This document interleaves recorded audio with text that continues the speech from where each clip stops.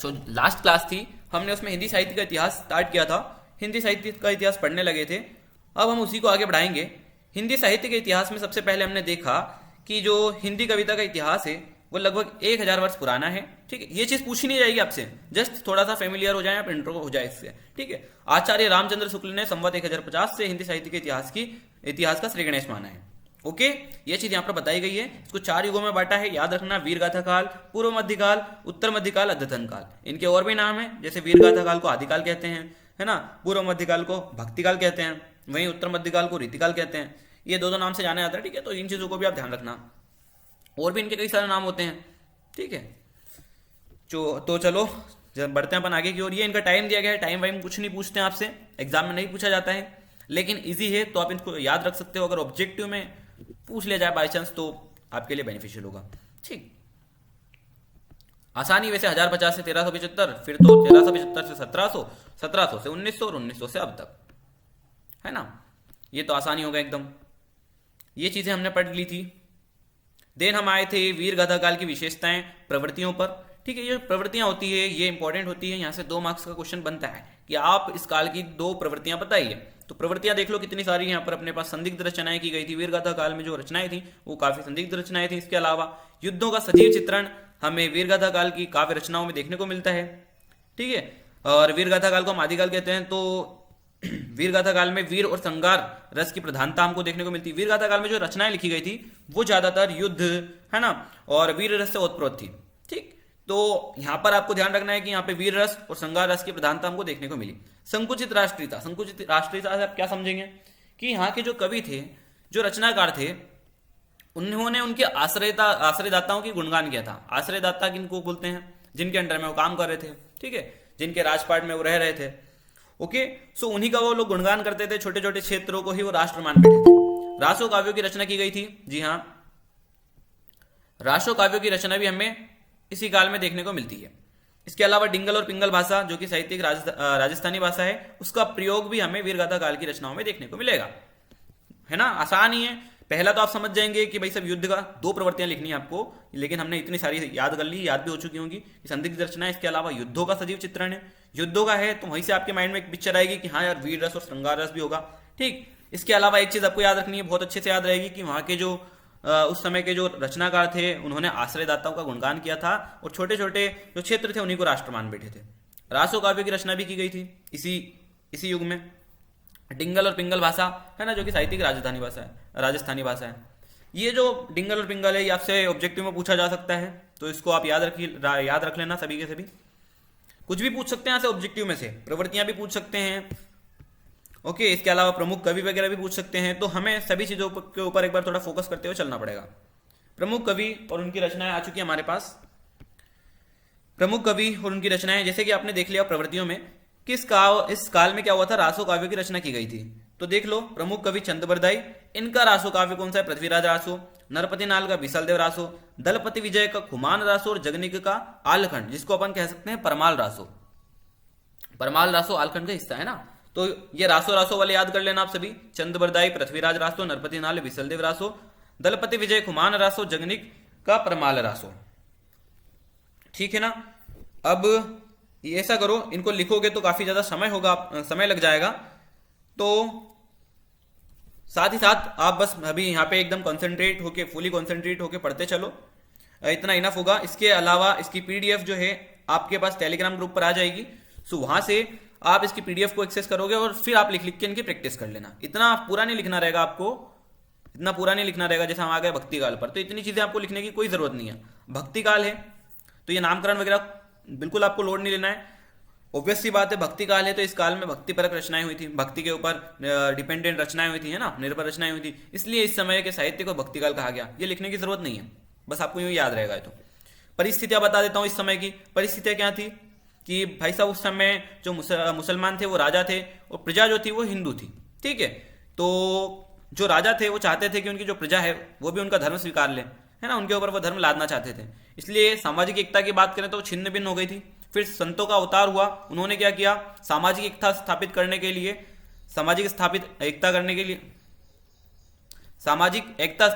लिए उन्होंने कार्य किया, और उन्होंने काव्य को माध्यम चुना, साहित्य को माध्यम चुना कि भी हम साहित्य के माध्यम से जो समाज की एकता छिन्न भिन्न हो रही है उसको सुधारने का काम करेंगे और समाज में एकता स्थापित करेंगे। ठीक, भक्ति काल का विभाजन भी देख सकते हैं अपन, निर्गुण भक्ति धारा और सगुण भक्ति धारा दिया गया है। निर्गुण भक्ति धारा मतलब देखो भक्ति तो की जा रही है लेकिन निर्गुण यानी निराकार, ईश्वर के निराकार रूप की अपन भक्ति करेंगे इसमें निर्गुण भक्ति धारा में। और सगुण भक्ति धारा में क्या चीज देखने को मिलेगी, आकार वाले। सगुण यानी कि मूर्ति पूजा अपन कह सकते हैं, निर्गुण यानी कि निराकार, यहाँ पे मूर्ति पूजा नहीं होती। ओके, इसकी भी दो शाखाएं हैं, ज्ञान मार्ग की शाखा, प्रेम मार्ग की शाखा। देखो ज्यादा आपको इसमें दिमाग नहीं लगाना है, बहुत ही आसान सी चीजें हैं। भक्ति काल को अपने दो भागों में विभाजित किया है, दो शाखाओं में विभाजित किया है। कौन कौन सी हैं, एक तो है हमारे पास निर्गुण भक्ति धारा और एक है सगुण भक्ति धारा। याद रखो यार, भक्ति इस प्रकार से होती है, हिंदू भक्ति करते हैं सगुण भक्ति धारा कह सकते हैं उसको, मुसलमान भक्ति कहते हैं निर्गुण, है ना, क्योंकि उनका निराकार होता है। और जो हिंदुओं के प्रभु होते हैं, हिंदुओं के ईश्वर होते हैं, उनके जो ईश्वर होते हैं वो सगुण होते हैं, यानी कि उनकी मूर्ति अपन देख सकते हैं, उनका आकार अपन देख सकते हैं, ये चीज। ठीक है, तो भक्ति दो तरीके से है, निर्गुण भक्ति धारा और सगुण भक्ति धारा। निर्गुण में दो चीजें बताई गई है, ज्ञान मार्ग की शाखा और प्रेम मार्ग की शाखा। वहीं सगुण में राम आश्रय शाखा और कृष्ण आश्रय शाखा। ठीक है, अब देखो भक्ति काल की कुछ विशेषताएं देख लो। भक्ति काल की विशेषताएं बहुत आसान है, आपको यहाँ पर 13 विशेषताएं दी गई हैं, लेकिन आपको कितनी याद करनी है, सिर्फ 3 या 4। क्यों, क्योंकि आपसे एग्जाम में वो सिर्फ 2 पूछेंगे, और अगर आप 1-2 भूल जाते हैं, मान लीजिए ऐसा कैसा जाता है कि आपको 1-2 याद नहीं आ रही, तो आपको बाकी की तो याद रहेंगी। और बहुत आसान है, देखो भक्ति काल है तो ऑब्वियस सी बात है भक्ति भावना की यहाँ पे आपको प्रधानता देखने को मिलेगी, भक्ति भावना लिखा हुआ है। ठीक, काव्य पर आध्यात्मिकता का प्रभाव स्पष्ट परिलक्षित होता है, इतना कोई मतलब नहीं है आपको, बस डायरेक्टली आप विशेषता में लिख सकते हैं कि भक्ति काल के साहित्य में भक्ति भावना की प्रधानता थी। और भक्ति भाव की प्रधानता थी तो ऑब्वियस सी बात है कि आध्यात्मिकता का भी प्रभाव स्पष्ट रूप से देखा जा सकता है ना। ईश्वर के सगुण और निर्गुण रूपों की मान्यता के कारण भक्ति धारा 2 भागों में विभाजित हुई, जैसे कि आप देख सकते हैं निर्गुण भक्ति धारा और सगुण भक्ति धारा, है ना। ईश्वर के 2 रूप हैं, सगुण भी है निर्गुण भी है ना, ये मान्यताएं हैं। तो इसके लिए क्या हुआ था कि जो भक्ति धारा है उसको अपन ने 2 अलग धाराओं में विभाजित कर दिया। कैसे कर दिया, निर्गुण भक्ति धारा और सगुण भक्ति धारा। ठीक है, जो चीज अपन ने पढ़ी उसी के ऊपर हमने 2 विशेषताएं बना ली, आसान है ना। अब एक और चीज वो भी अपन ने ऊपर पढ़ रखी है, क्या हुआ था कि जो राजा थे वो मुसलमान थे, प्रजा थी हिंदू थी, इस वजह से क्या हो रहा था, सामाजिक एकता छिन्न भिन्न हो रखी थी, है ना। तो इसलिए यहाँ पे लिखा गया है सभी कवियों ने समाज सुधार के लिए, समाज उत्थान, समाज को ऊंचा उठाने के लिए और धार्मिक एकता को स्थापित करने के लिए क्या किया था, काव्य का सृजन किया था, काव्यों की रचना की थी। क्लियर है, ये चीजें यहां पर हमने पढ़ ली। इसके आगे देखो, ये याद रहेंगी आप सभी को, किस किस को याद रहेंगी, एक बार हैंड रेज कर दो, किस किस को याद रहेंगी भक्ति काल की विशेषताएं, किस किस को याद रहेंगी। ठीक है, लगभग सभी स्टूडेंट्स को याद रहेंगी, बहुत बढ़िया, बहुत अच्छी बात है, याद रहनी भी चाहिए, इजी है क्योंकि, है ना। चलिए आगे आ जाते हैं थोड़ा। ये देखो हमने 2 भक्ति धारा देखी, निर्गुण भक्ति धारा और सगुण भक्ति धारा। आप सभी को क्लियर हो चुका, निर्गुण मतलब निराकार और सगुण मतलब आकार, है ना। आ जाते हैं अपन थोड़ा यहां पर, निर्गुण भक्ति धारा की विशेषता देख लो। इसमें क्या है, इस शाखा में ईश्वर के निराकार रूप की उपासना की गई, ईश्वर के निराकार रूप की उपासना की गई, यानी कि ईश्वर जिनका आकार नहीं है, जिनकी मूर्ति नहीं है। ठीक है, जाति प्रथा का विरोध एवं हिंदू मुस्लिम एकता पर विशेष बल दिया गया। ओके, बहुत आसान है, यही चीजें बार बार रिपीट होती जा रही है। इसमें 2 चीजें हमने देखी, एक थी ज्ञान आश्रयी शाखा, एक थी प्रेम आश्रयी शाखा, है ना। अब देखो ज्ञान आश्रयी शाखा, देखो थोड़ा सा पढ़ेंगे बस, ज्यादा नहीं। ज्ञान आश्रयी शाखा में हम देखते हैं, इसमें यथार्थ ज्ञान को, ईश्वरीय तत्व को साहित्य के माध्यम से प्रस्तुत किया, और आडंबर का विरोध हमको इसमें देखने को मिलता है ना। आडंबर यानी कि जो भी दिखावे वगैरह होते हैं, पाखंड वगैरह, उनका विरोध किया गया। ठीक है, यथार्थ मतलब होता है इंग्लिश में अपन समझे तो एज इट इज। ओके, इसमें यथार्थ ज्ञान को, ईश्वरीय तत्व को साहित्य के माध्यम से प्रस्तुत किया। इसके मुख्य कवि हैं कबीर, नानकदास, सूरदास। साहित्य है बीजक, याद करने की जरूरत नहीं है, पढ़ लिया है, दैट्स इनफ। ओके, प्रेम आश्रयी शाखा, हाँ इनके थोड़े से मुख्य कवि का ध्यान रख लेना आप कि कबीर, नानकदास, सूरदास ज्ञान आश्रयी शाखा के मुख्य कवि थे, है ना, साहित्य बीजक था। इसके अलावा प्रेम आश्रयी शाखा देखो, इसमें क्या हुआ, प्रेम कथाओं के माध्यम से ईश्वर से आत्मा को मिलाने की विधि बताई, है ना। इसमें इसको माध्यम चुना गया है, गुरु को माध्यम बनाया गया है ना, आत्मा को प्रेमी और परमात्मा को प्रेमिका। अब अगर आपसे ऑब्जेक्टिव में पूछ ले कि किस साहित्य में आत्मा को प्रेमी और परमात्मा को प्रेमिका माना गया है, तो बोलोगे प्रेम आश्रय शाखा के साहित्य में, है ना। इतनी सी बात है। प्रेम कथाओं में क्या हुआ, प्रेम कथाओं के माध्यम से ईश्वर से आत्मा को मिलाने की विधि बताई गई है। इसमें गुरु को माध्यम बनाया, ठीक है। और देखेंगे आगे, आत्मा को प्रेमी और परमात्मा को प्रेमिका बताया। इसके अगर हम प्रमुख कवि की बात करें तो वो है जायसी। जायसी जी का पूरा नाम मलिक मोहम्मद जायसी, ठीक है। ज्ञान आश्रय शाखा की विशेषता देख लो। ज्ञान आश्रय और प्रेम आश्रय जो अपन ने ऊपर पढ़ा वही चीजें हैं, और वो उन्हीं को यहाँ पर एक बार रिपीटेड वे में लिखा गया है।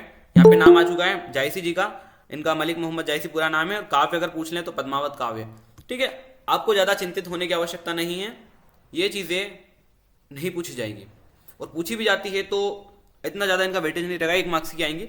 ओके, तो इतना टेंशन भी मत लो। मैं ये चाहता हूँ कि आप प्रेशर रिलीफ होकर पढ़ो, जो जो चीजें समझ में आ रही है उनको लर्न करते चलो।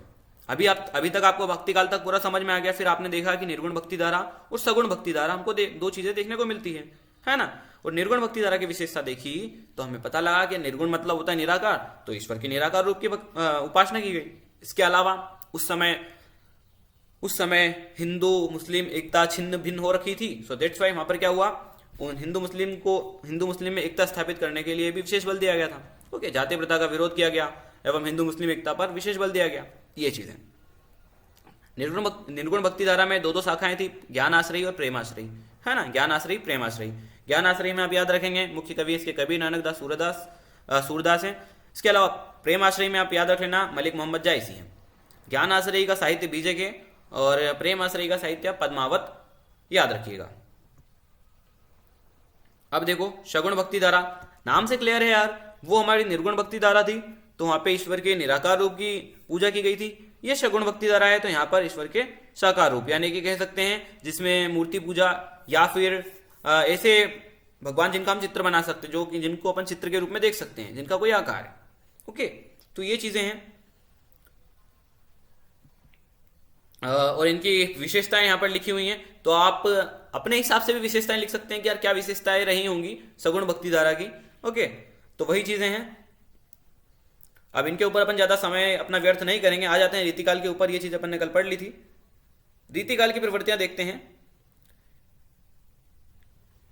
रीतिकाल देखो, सबसे पहले जो हमने पढ़ा था वो था वीरगाथा काल, जिसको हम आदिकाल भी कहते हैं। उसके बाद में हमने पढ़ा भक्ति काल, और अब हम आ चुके हैं रीतिकाल। ओके, रीतिकाल के बाद कौन सा काल आएगा?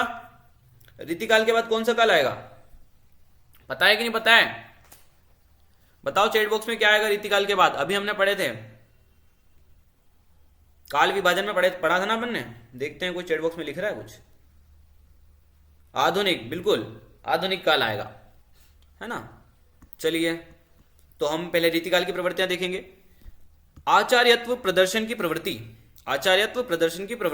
ओके, इस काल की मुख्य विशेषता कही जा सकती है आचार्यत्व, यानी कि गुरु से संबंधित, ठीक है। इस काल के प्रायः सभी कवि आचार्य पहले थे और कवि बाद में, है ना।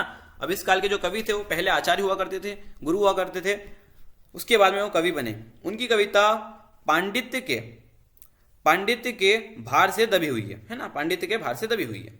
मुक्तक काव्यों की रचना, यह भी इस काल की विशेष देन है। इसके अलावा जीवन दर्शन देख सकते हैं अपन। रीतिकाल की कविता में राष्ट्रीय भावना की अभिव्यंजना, भोगवादी प्रवृत्ति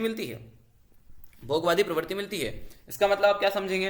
इसका मतलब आप ये समझेंगे कि इसके अंदर राष्ट्रीय भावना, चलो इसको छोड़ो, भोगवादी से आप डायरेक्टली समझ लो कि ये जो यौवन काल जो होता है मनुष्यों का, उससे रिलेटेड यहां पर ज्यादा काव्य रचनाएं की गई थी, ठीक है। रीतिकाल के प्रमुख कवि और उनकी रचनाएं यहां पर लिखी हुई है। बहुत ज्यादा आसान है, कल भी हमने इनको याद किया था। केशवदास की रामचंद्रिका, देखो आपको ज्यादा लर्न नहीं करनी है, सिर्फ 3 याद करनी है। तो उसमें काफी आसान चीजें भी हैं, जैसे कि देखो केशवदास की रामचंद्रिका। अब आपके माइंड में केशवदास की रामचंद्रिका फिट हुई। इसके जस्ट बाद हमने क्या लर्न कर लिया? इसके बाद लर्न कर लिया हमने देवदत्त की प्रेमचंद्रिका। रामचंद्रिका, प्रेमचंद्रिका, केशवदास रामचंद्रिका, देवदत्त प्रेमचंद्रिका। देखो एक मूवी भी थी देवदास करके, वहां पे प्रेम जैसी चीजें थी, तो उससे भी आप लर्न कर सकते हो कि हाँ भाई साहब, देवदत्त की प्रेमचंद्रिका, केशवदास की रामचंद्रिका, तो देवदत्त की प्रेमचंद्रिका। ओके, यहाँ पे देखो कितना रिलेट कर रहा है। बिहारी लाल बिहारी सत्सई, कि बिहार का लाल बिहार का सत्संग सुनाता है, बस बिहारी लाल बिहारी सत्सई, केशवदास रामचंद्रिका, देवदत्त प्रेमचंद्रिका, बिहारी लाल बिहारी सत्सई। ओके, भूषण का शिवराज भूषण, भूषण का शिवराज भूषण, आसान है। भूषण का शिवराज भूषण, पद्माकर का याद रख सकते हैं आप राम रसायन, पद्माकर का राम रसायन, और सूदन का रहेगा सुजान चरित। इतने सारे हमने देख लिए हैं, आपको 3 भी याद रहते हैं तो बहुत अच्छी बात है। और मुझे पता है वो 3 आपको याद हो चुके हैं, कौन कौन से होंगे वो, केशवदास का रामचंद्रिका, देवदत्त का प्रेमचंद्रिका, बिहारी लाल का बिहारी सत्सई। इसके अलावा भूषण का शिवराज भूषण भी काफी ज्यादा आसान है, छत्रसाल दशक भी उसका अपनी काव्य रचना मानी जा सकती है। ठीक, अब किसी को कुछ पूछना है, किसी को कुछ पूछना है तो बिल्कुल पूछ सकते हैं, लेकिन अभी जो अपने टॉपिक्स चल रहे हैं इन्हीं से रिलेटेड। चलिए, कोई चैट बॉक्स में भी कुछ लिख रहा है। सर क्वेश्चन आता है रीतिकाल की विशेषताएं लिखिए या फिर रीतिकाल की प्रवृत्तियां, दोनों एक ही चीज होती है? हाँ हाँ, प्रवृत्तियां भी पूछ लें तब भी आपको वही लिखनी है, और विशेषताएं भी वही लिखनी है। ठीक है, एक ही चीजें हैं, ओके पर्यायवाची आप समझ सकते हैं, है ना, ये चीजें होंगी। सर हाँ, सर अभी टेक मैजिक ने पूछा सर है कोई कि टर्म कौन से चैप्टर में से क्वेश्चन आने के ज्यादा चांसेस हैं। मैंने 3 चैप्टर बताए थे ना, तो मैंने चैप्टर बताए थे आपको, एक तो लुट्टन पहलवान का चैप्टर है ना, एक बाजार दर्शन का चैप्टर, और एक था हमारा भक्तिन का पार्ट। ठीक है, इन तीनों पार्टों में से क्वेश्चन आंसर आने के ज्यादा चांसेस हैं, आ सकते बाकियों में से भी, लेकिन इनकी थोड़ी ज्यादा चांसेस हैं। इसके अलावा काले मेघा पानी दे, उसको भी आप थोड़ा देख लीजिएगा, अच्छा चैप्टर है वो भी। सर सर ठीक है ठीक है सर रोनित, किसी भी ऐसी कवि कोई का जरूरत नाम। नहीं है आपको कि आप ग्रुप ग्रुप बनाएं और सभी को ज्वाइन करें। अपना जो टेलीग्राम चैनल है वो इनफ है। ओके, कोई जरूरत नहीं है आपको ग्रुप ग्रुप, और अगर आप चाहते हैं कि हाँ आप सभी एक दूसरे से कनेक्टेड रहें तो बिल्कुल आप कर सकते हैं, नो प्रॉब्लम। बाकी ज्यादा ग्रुप्स ना बनाएं। चलिए, रीतिकाल के प्रमुख कवि हम उनकी सर रचनाएं हमने देख ली। हाँ, ऐसे बोल सर रहा हूँ कि इसकी पीडीएफ व्याख्या प्रोवाइड करवा सकते हैं क्या आप? क्या करना है? ये जो अभी आप स्क्रीन शेयर कर रहे हैं इसकी पीडीएफ प्रोवाइड बिल्कुल करवा बिल्कुल, सकते हैं क्या? जैसे ही अपनी क्लास एंड होगी इसकी पीडीएफ आपको सेंड कर दी जाएगी अपने टेलीग्राम चैनल पर। ओके, और टेलीग्राम चैनल पे ओके, अगर आपको थैंक पीडीएफ यू। वगैरह नहीं मिलती है ना, तो आप टेलीग्राम ओपन किया करो, यस और सर। जो हमारा चैनल होता है उसके ऊपर ही आप क्लिक कर दिया करो। चैनल के ऊपर आप क्लिक करोगे ना तो वहां पे आपको ऑप्शन मिलते हैं, कई सारे ऑप्शन में आपको मीडिया मिलता है, फाइल्स सर मिलता है और लिंक्स मिलता है। तो फाइल्स में जाना, वहां पे आपको सारी सर पीडीएफ दिख जाती है। हाँ हाँ बिल्कुल, पूछिए। सर ऐसे बोल रहा हूँ ओके जो सर, थैंक यू। व्याख्या वगैरह है ना, ये प्रसंग व्याख्या इन किन चैप्टरों में से आने के चांसेस हैं? संदर्भ प्रसंग व्याख्या जो है वो हमने अपने मटेरियल में ऑलरेडी मेंशन कर दी है, लिखे हुए इंपॉर्टेंट 10-12 संदर्भ प्रसंग व्याख्या हैं, तो उन्हें आप देख लो, और उनको हम कल क्लास में भी पढ़ने की कोशिश करेंगे, है ना। तो अभी यहाँ पे अपन चैप्टर वाइज पूछें, उससे अच्छा है कि वो जो वहाँ पे दी हुई है उन्हीं को आप पढ़ लें, है ना। और बात करें अपन ज़्यादा इंपॉर्टेंट की, कि भैया बहुत ज़्यादा इंपॉर्टेंट, तो हरिवंश राय बच्चन जी की संदर्भ प्रसंग व्याख्या वहाँ पे पूछी जा सकती है ना। जो पहला पार्ट है अपना आत्म परिचय, वहां से ज्यादा चांसेस हैं पूछे जाने के। ओके, चलिए, अब आ जाता है हमारा रीतिकाल कंप्लीट होने के बाद आधुनिक काल। रीतिकाल को हम एक बार और से देख लेते हैं वापस से। रीतिकाल में हमको क्या क्या चीजें देखने को मिली? रीतिकाल में हमने देखा कि आचार्यत्व की प्रवृत्ति, यानी कि इस काल के जो कवि थे वो पहले आचार्य हुआ करते थे, उसके बाद वो कवि बने। 2 मिनट रुकना ना, जस्ट ओके। सो इस काल के जो कवि हुआ करते थे वो पहले आचार्य थे, देन वो कवि बने। स्क्रीन दिख रही है? चलिए, ठीक। सो हम अब इसके आगे बढ़ते हैं। हमने इसके आगे पढ़ा मुक्तक काव्यों की रचना, यह भी इस काल की विशेष देन है ना। जीवन दर्शन, रीतिकाल की कविता में राष्ट्रीय भावना की अभिव्यंजना, भोगवादी प्रवृत्ति मिलती है ना। भोगवादी प्रवृत्ति से हमने कल भी पढ़ा था कि जो यौवन काल होता है मनुष्यों का, उसी से रिलेटेड यहाँ पर ज्यादा रचनाएं की गई थी। इसके बाद में हमने पढ़ा, यार मेरे पास ना स्क्रीन की, मैं 2 मिनट टैब फाइल, ओके ठीक, अब प्रॉब्लम सॉल्व हो गई। आ जाओ अब। इसके बाद हमने यहाँ पे इनकी प्रमुख कवि देखे, इनके प्रमुख और उनकी रचनाएं देखी। रचनाएं हमें सबसे ज्यादा आसान लगी केशवदास की रामचंद्रिका, तो देवदत्त की प्रेमचंद्रिका। केशवदास रामचंद्रिका और देवदास प्रेमचंद्रिका। यहाँ पे देवदास नहीं है, याद रखना है आपको, बस ट्रिक के लिए थोड़ा सा कि माइंड में फिट रहे। प्रेम भैया देवदास को हुआ था, तो वो चीज यहाँ पे अपन याद रखेंगे कि देवदास की प्रेमचंद्रिका, लेकिन वो है क्या? देवदत्त। एक केशवदास हो गए, दूसरे हैं अपने देवदत्त। बिहारी लाल की बिहारी सत्सई, है ना, बिहार का लाल बिहार का सत्संग सुनाता है। और देखो भूषण का शिवराज भूषण। इधर से आप चाहें तो सुधन का सुजान चरित्र याद रख सकते हैं। ठीक है, ज्यादा याद रखने की जरूरत नहीं है, आपको 3 याद है, इनफ है। आधुनिक काल, आधुनिक काल कब से कब तक चला भैया? 1900 से अब तक आधुनिक काल चलता हुआ आ रहा है। आधुनिक काल में सबसे पहले अपन देखते हैं छायावाद की विशेषताएं। छायावाद की विशेषताएं देखेंगे तो यहां पे हमको देखने को मिलता है व्यक्तिवाद की प्रधानता। अब आपको एक चीज बताता हूं, आधुनिक काल यानी कि मॉडर्न एरा है ना, मॉडर्न एरा। तो यार आज के समय में क्या होता है, थोड़ा सा अपने माइंड में एक पिक्चर बन जाए और माइंड में ये जो इन्फॉर्मेशन है फीड हो जाए, इसके लिए मैं ये चीजें बता रहा हूँ, है ना। कि आज के टाइम पे क्या होता है, लोग अपने आप को सब कुछ मानते हैं कि भाई सब मैं ये मैं वो, है ना, अपने आप को बड़ा बनाने की कोशिश करते हैं। तो बस वही चीज यहाँ पे बताई गई है, व्यक्तिवाद की प्रधानता। आप इसको इस तरीके से याद कर सकते हैं। छायावादी कविता मूलतः व्यक्तिवाद की कविता है, व्यक्तिवाद की कविता है जिसमें कवि के निजी अनुभव तथा सुख दुख की अभिव्यंजना है। ओके, कवि के निजी अनुभव है ना तथा सुख दुख की अभिव्यंजना है, मतलब स्वयं के बारे में बातचीत हो रही है यहाँ पे। प्रकृति प्रेम, नेचर लवर भी बोलते हैं भाई सब मॉडर्न एरा में, तो वो चीज भी अपने यहाँ पे लिख दी है। छायावादी काव्य में प्रकृति के प्रति प्रेम की अभिव्यंजना हुई है। इन कवियों का मन प्रकृति चित्रण में खूब रमा है ना, प्रकृति चित्रण में खूब रमा है, मतलब प्रकृति के सौंदर्य पर भी इन्होंने काफी सारी रचनाएं की हैं। आगे आ जाओ, प्रेम एवं सौंदर्य का चित्रण। जी हाँ, मॉडर्न एरा है, प्रेम और सौंदर्य का चित्रण कैसे नहीं होगा, वो भी होगा। छायावादी कवियों ने नारी सौंदर्य तथा प्रेम का चित्रण बड़ी ही रुचि और सहृदयता के साथ किया है। क्लियर, याद रखेंगे आप सभी। आधुनिक काल में हमारे पास, एक काम करो कॉपी पेन ले लो, छायावाद लिखो। छायावाद में आप लिख लोगे व्यक्तिवाद की प्रधानता, प्रकृति प्रेम, प्रेम एवं सौंदर्य का चित्रण।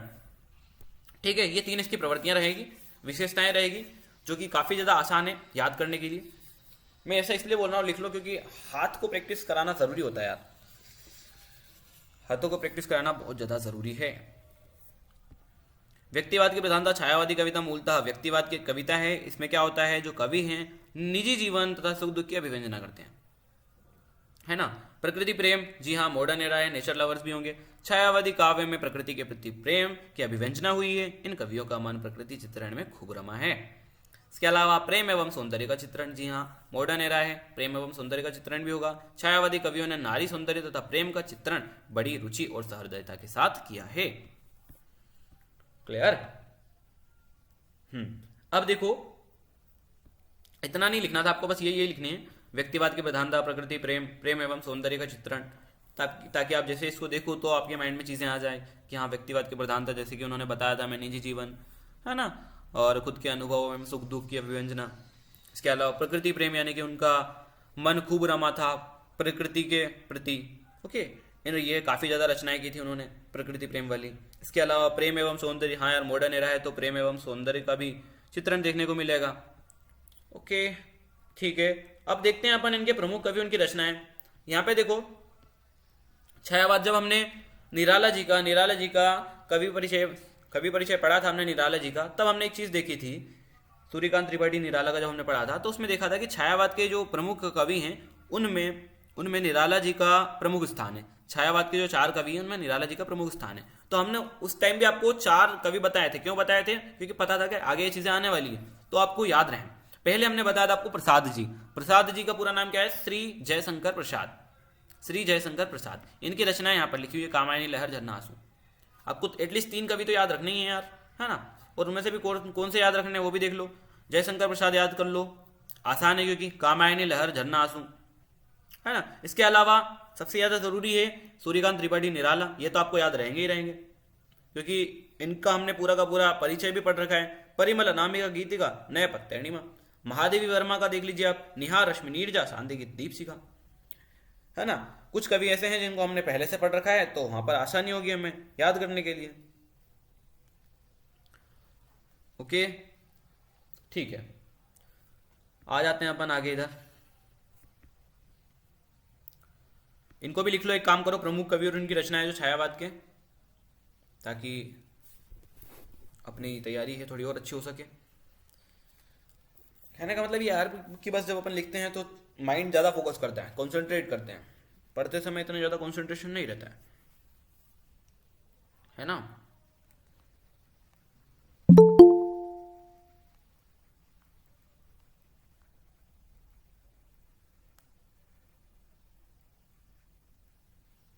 ओके, रहस्यवाद आ जाओ। छायावाद होने के बाद रहस्यवाद पर आ जाते हैं।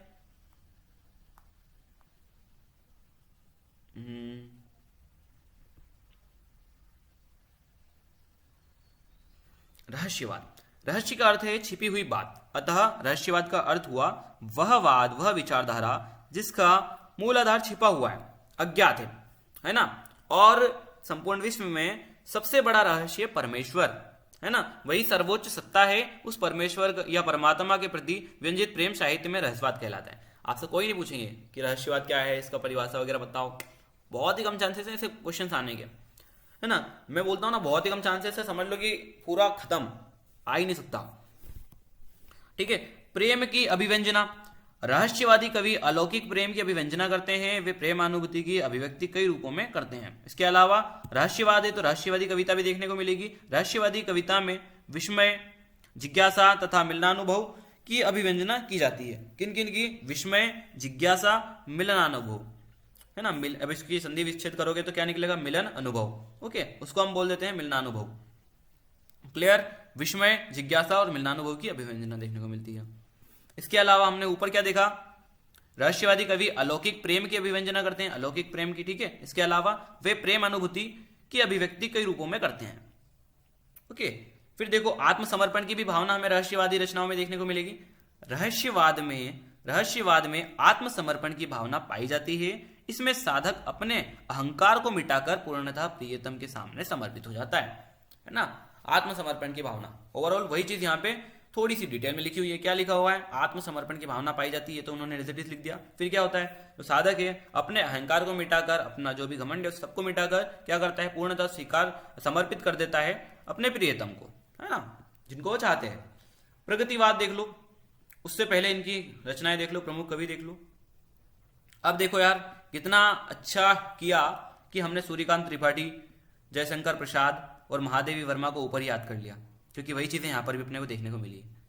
ठीक है ना। ये फायदा है, जो हमने ऊपर पढ़ा था वो यहां पर भी आ गया।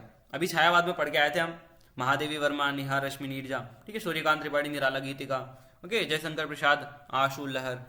तो ये चीजें यहां पर कॉमन आ चुकी हैं, तो इन्होंने अपनी जिंदगी और आसान कर दी, अपने सिर से और ज्यादा बोझ हल्का कर दिया।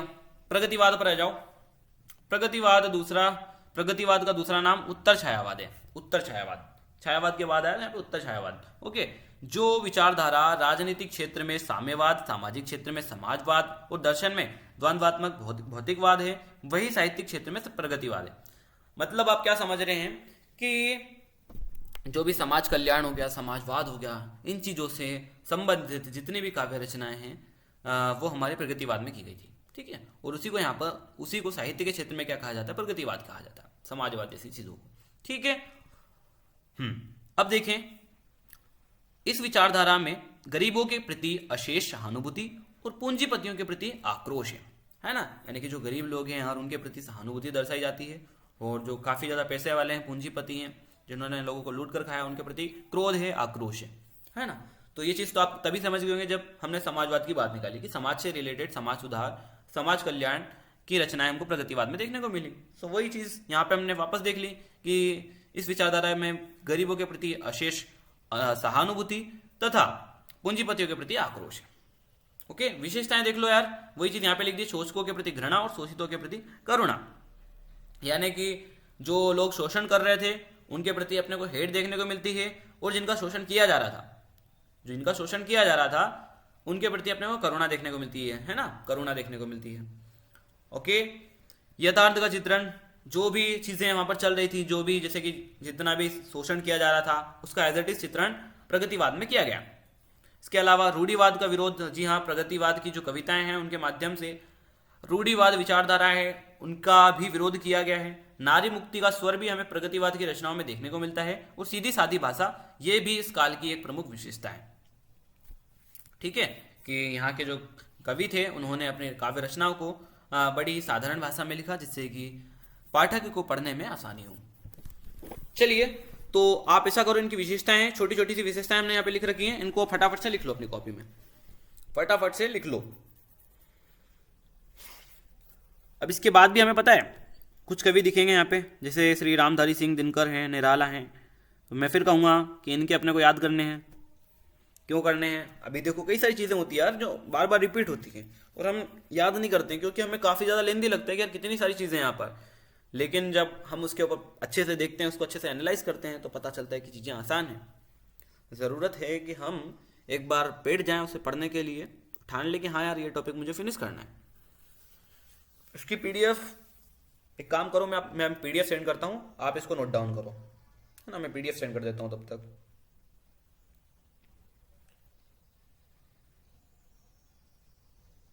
I am sending you the PDF.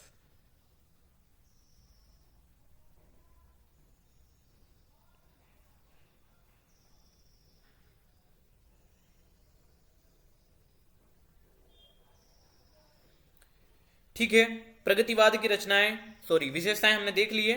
प्रगतिवाद की जैसी विशेषताएं देखी, विशेषताओं में हमको क्या देखने को मिला, अपन ने ऊपर पढ़ लिया था क्या हुआ था इसमें, कि जो गरीब थे, समाज का जो गरीब वर्ग था, उनके प्रति अशेष सहानुभूति दिखाई गई।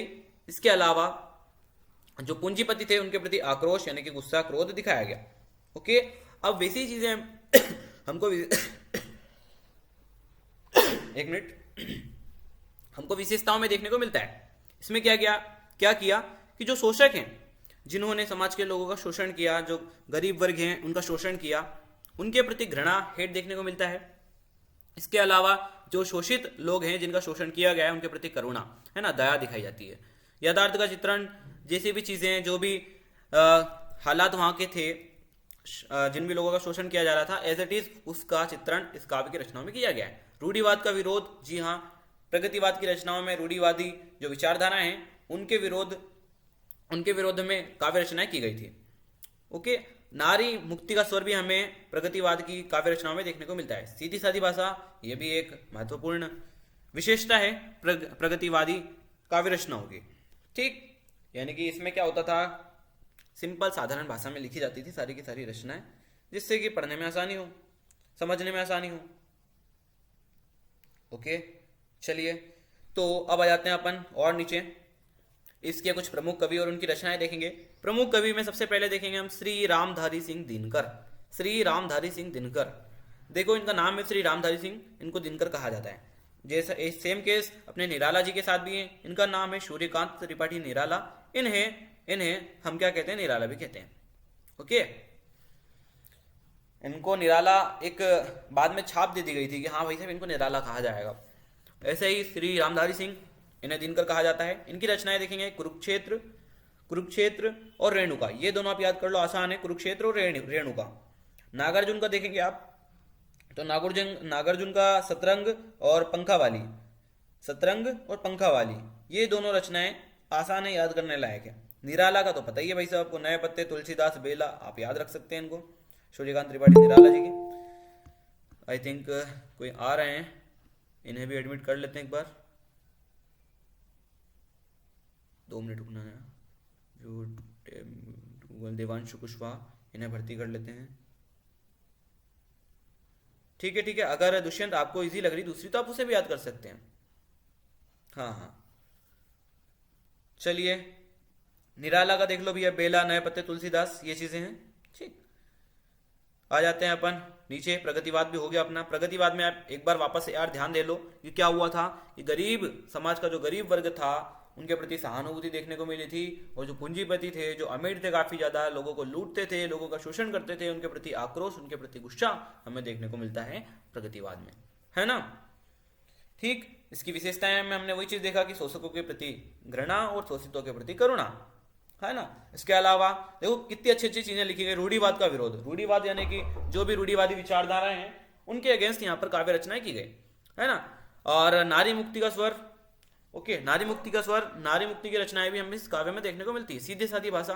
ठीक, प्रमुख कवि और उनकी रचनाएं देखी हमने, श्री रामधारी सिंह दिनकर, जिनकी रचना यहाँ पर कुरुक्षेत्र है, रेणुका है। ठीक, नागार्जुन देख लीजिए आप, नागार्जुन का लिखा हुआ है सतरंग, पंखावाली, काफी ज्यादा आसान है, याद करने लायक है। निराला का तो आपको याद रखनी है यार, बेला, नए पत्ते, तुलसीदास। सुमित्रानंदन पंत गुंजन, है ना। 2 या 3 अगर आपको याद रहती अच्छी बात है, नहीं भी रहती तो कोई बात नहीं, बाकी देखेंगे अपनी किस्मत के ऊपर कौन सा आ जाए। प्रयोगवाद देखो, प्रयोगवाद देखेंगे हम। प्रयोगवाद में जो प्रयोगवाद के जो प्रवर्तक है, ये क्वेश्चन आपसे पूछा जा सकता है कि प्रयोगवाद के प्रवर्तक किन्हें माना जाता है, तो याद रखना आप अज्ञेय जी को। ठीक है, किन्हें, अज्ञेय जी को। पूरा नाम क्या है इनका, सच्चिदानंद हीरानंद वात्स्यायन। ओके, इन्हें हम अज्ञेय जी कहते हैं। इनकी प्रवृत्तियां देखते हैं अपन, प्रयोगवाद की प्रवृत्तियां। तो यहाँ पे बताया जा रहा है प्रयोगवाद की प्रवृत्तियों में कि प्रयोगवाद के काल में घोर व्यक्तिकता और आत्मनिष्ठा की कविता लिखी गई है। अब यार व्यक्तिकता का मतलब क्या होता है? यही पर्सनालिटी, व्यक्तित्व, स्वयं के बारे में, है ना। प्रयोगवाद काव्य में बुद्धिवाद की प्रधानता है, जिससे हृदय की कोमल वृत्तियों की अवहेलना हुई है।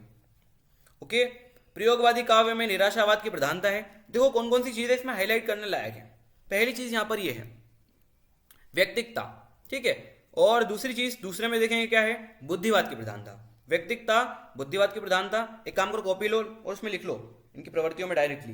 ये जो बड़ी बड़ी चीजें आपको याद नहीं करनी होगी, आप इधर का सेंटेंस बना लोगे कि प्रयोगवाद के काल में गौर व्यक्तिकता और आत्मनिष्ठा की कविता लिखी गई। इसे लिख लीजिए, है ना। फिर दूसरे में देखेंगे अपन बुद्धिवाद की प्रधानता है। बुद्धिवाद की प्रधानता है जिससे हृदय की कोमल वृत्तियों की अवहेलना हुई है। अवहेलना मतलब डिसरिस्पेक्ट करना, है ना, आदर नहीं करना, अनादर करना जिसे अपन कह सकते हैं। ओके, हृदय की कोमल वृत्तियों की अवहेलना हुई है। इसके अलावा देखेंगे हम अगला, प्रयोगवादी काव्य में निराशावाद की प्रधानता है। ठीक है, याद रखना निराशावाद की प्रधानता है। और प्रयोगवादी काव्य में प्रेम भावनाओं का खुला चित्रण हुआ है। ठीक, तो इसमें कौन कौन सी चीजें याद करने लायक थी? एक तो हमने पहले में से नोटिस करी कि व्यक्तिकता और आत्मनिष्ठा, है ना। दूसरे में हमने देखा कि भैया बुद्धिवाद की प्रधानता। अब बुद्धि की प्रधानता है तो हृदय की जो कोमल वृत्तियां हैं, हृदय के जो कोमल भाव हैं, उनका अनादर। मतलब यहाँ पे हृदय से कम और मस्तिष्क से ज्यादा चीजें सोची गई हैं, क्योंकि दिल तो धड़कने के लिए होता है, सोचना तो दिमाग से ही चाहिए। ओके, तो ये चीज आप याद रखो कि प्रयोगवादी काव्य में बुद्धिवाद की प्रधानता है जिससे हृदय की कोमल वृत्तियों की अवहेलना हुई है। प्रयोगवादी काव्य में क्या है? प्रयोगवादी काव्य में निराशावाद की प्रधानता है। प्रयोगवादी काव्य में प्रेम भावनाओं का खुला चित्रण है। अब देखेंगे हम इसकी प्रमुख कवि, इनके प्रमुख कवि और उनकी रचनाएं। पहला जो आपको याद रखना है क्या है? वो है अज्ञेय जी, क्योंकि यार वो तो इस काल के प्रवर्तक माने जाते हैं। तो अज्ञेय जी का नाम याद रखेंगे आप पहले तो सच्चिदानंद हीरानंद, सच्चिदानंद हीरानंद वात्स्यायन, सच्चिदानंद हीरानंद वात्स्यायन, जिन्हें अपन अज्ञेय कहते हैं। ठीक है, आंगन के पारद्वार बावरा अहरित्यलम, ये क्या है? इनकी रचना है। अब देखो गजानन माधव, जिन्हें मुक्तिबोध भी आप कह सकते हो, गजानन माधव, इनकी रचनाएं देखेंगे। चांद का मुंह टेढ़ा है, एक साहित्यिक की डायरी। ठीक है, अब देखो आप धर्मवीर भारती पर आ जाओ। धर्मवीर भारती की रचनाएं देखेंगे, अंधायुग और कनुप्रिया। काम करो फटाफट से लिख लो इन्हें। अभी जो प्रवृत्तियां थी उन्हें तो आपने लिख ही लिया होगा, अब इनकी जो रचनाएं हैं और जो प्रमुख कवि हैं इनको लिख लो। बहुत इंपॉर्टेंट कवि हैं ये, याद करते चलो। ठीक है, आसान है, इनको बस एक बार आप और अपनी ओर से भी क्लास एंड होने के बाद में जो पीडीएफ भेजी जाएगी उससे जब आप लिखोगे, है ना, इसके साथ साथ इसको देखोगे एक दो बार, तो आपके माइंड में सारी की सारी चीजें याद हो जाएगी, क्योंकि इनको आप पहले भी पढ़ चुके हो। कई बार हमने जो कवि परिचय से हमने देखा था, सूर्यकांत त्रिपाठी निराला जी का, उनका साहित्य में स्थान देखा था, तो वहां पे एक चीज नोटिस करी थी कि छायावाद के प्रमुख 4 कवियों में निराला जी का नाम प्रमुख है, आपका स्थान प्रमुख है। ठीक है, तो उससे भी हम याद कर सकते हैं, काफी सारी चीजें अपने लिए आसान हो जाती है ना। तो ये था हमारा प्रयोगवाद। प्रयोगवाद के बाद में यारो हम जंप करेंगे नई कविता पर। प्रयोगवाद के बाद में अपन कहाँ जाएंगे? नई कविता पर आ जाएंगे। ठीक है, तो नई कविता पर भी आ जाते हैं।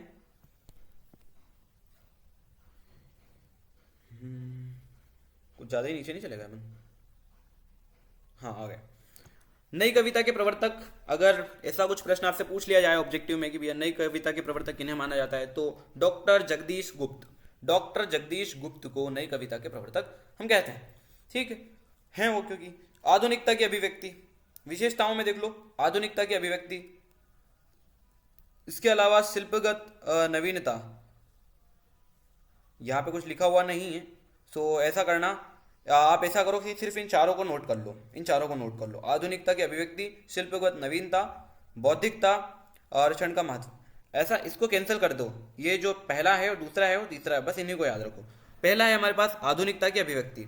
ठीक है, अब यार ये जो नई कविता है ना, नई कविता है, ये जो युग है ये भी आधुनिक काल का ही है। ऐसा मत सोचो कि हम कभी किसी और जगह पर ही आ चुके हैं, नहीं, अपन आधुनिक काल में पढ़ रहे हैं।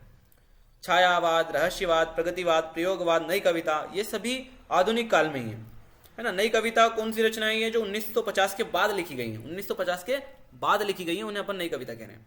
आधुनिकता की अभिव्यक्ति, देखो इसकी पहली विशेषता, आधुनिक विषयों के क्षेत्र में होने वाली खोजों, विज्ञान के प्रसार से उत्पन्न विचार तथा भागवत परिवर्तनों की अभिव्यंजना नई कविता आधुनिकता के रूप में करती है। 2 मिनट और कोई भी ज्वाइन हो रहे हैं, साक्षी राठौर, इन्हें भी एडिट, हाँ ठीक है, एडमिट कर लिया है, ओके। अब देखो भाई साहब, बौद्धिकता, नई कविता छायावादी चित्र मोह से मुक्त होकर विचारों के बौद्धिक आलेख में बदल गई है। ठीक।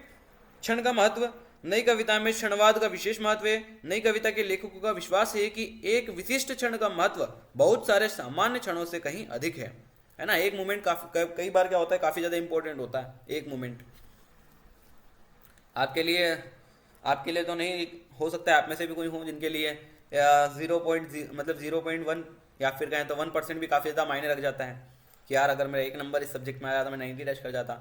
यहाँ पे क्षण की बात की जा रही है। कई बार एक पल ऐसा आ जाता है कि यार वो पल मेरा, वो वाला पल जो मेरा थोड़ा पॉजिटिव होता तो आज मेरी लाइफ पूरी चेंज होती है ना।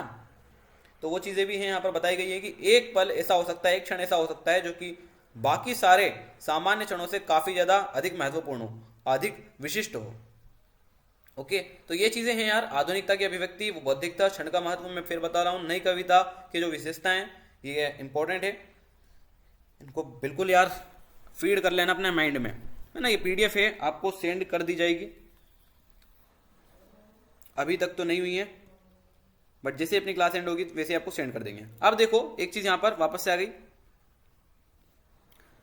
प्रमुख कवि और उनकी रचना। अभी हमने इसी से जस्ट ऊपर कुछ और हमने प्रमुख कवि और उनकी रचनाएं देखी थी, जिसके प्रवर्तक अज्ञेय जी थे। ये देखो यहाँ पे हमने अज्ञेय जी की रचनाएं देखी थी, सच्चिदानंद, हीरानंद, वात्स्यायन, अज्ञेय। ठीक है, तो इनकी रचनाओं में हमने क्या देखा था, वात्स्यायन, अज्ञेय, इनकी रचनाओं में हमने देखा आंगन के पार द्वार, बावरा, अहेरी, इत्यलम। ओके, ये इनकी रचना थी, किनकी, सच्चिदानंद, हीरानंद, वात्स्यायन की। किसके प्रवर्तक हैं ये, प्रयोगवाद के प्रवर्तक हैं। ठीक है, अब दूसरे कवि थे इसके गजानन माधव, मुक्तिबोध। अब इनकी रचना देखी थी हमने, चांद का मुंह टेढ़ा है। इसके अलावा एक साहित्यिक की डायरी।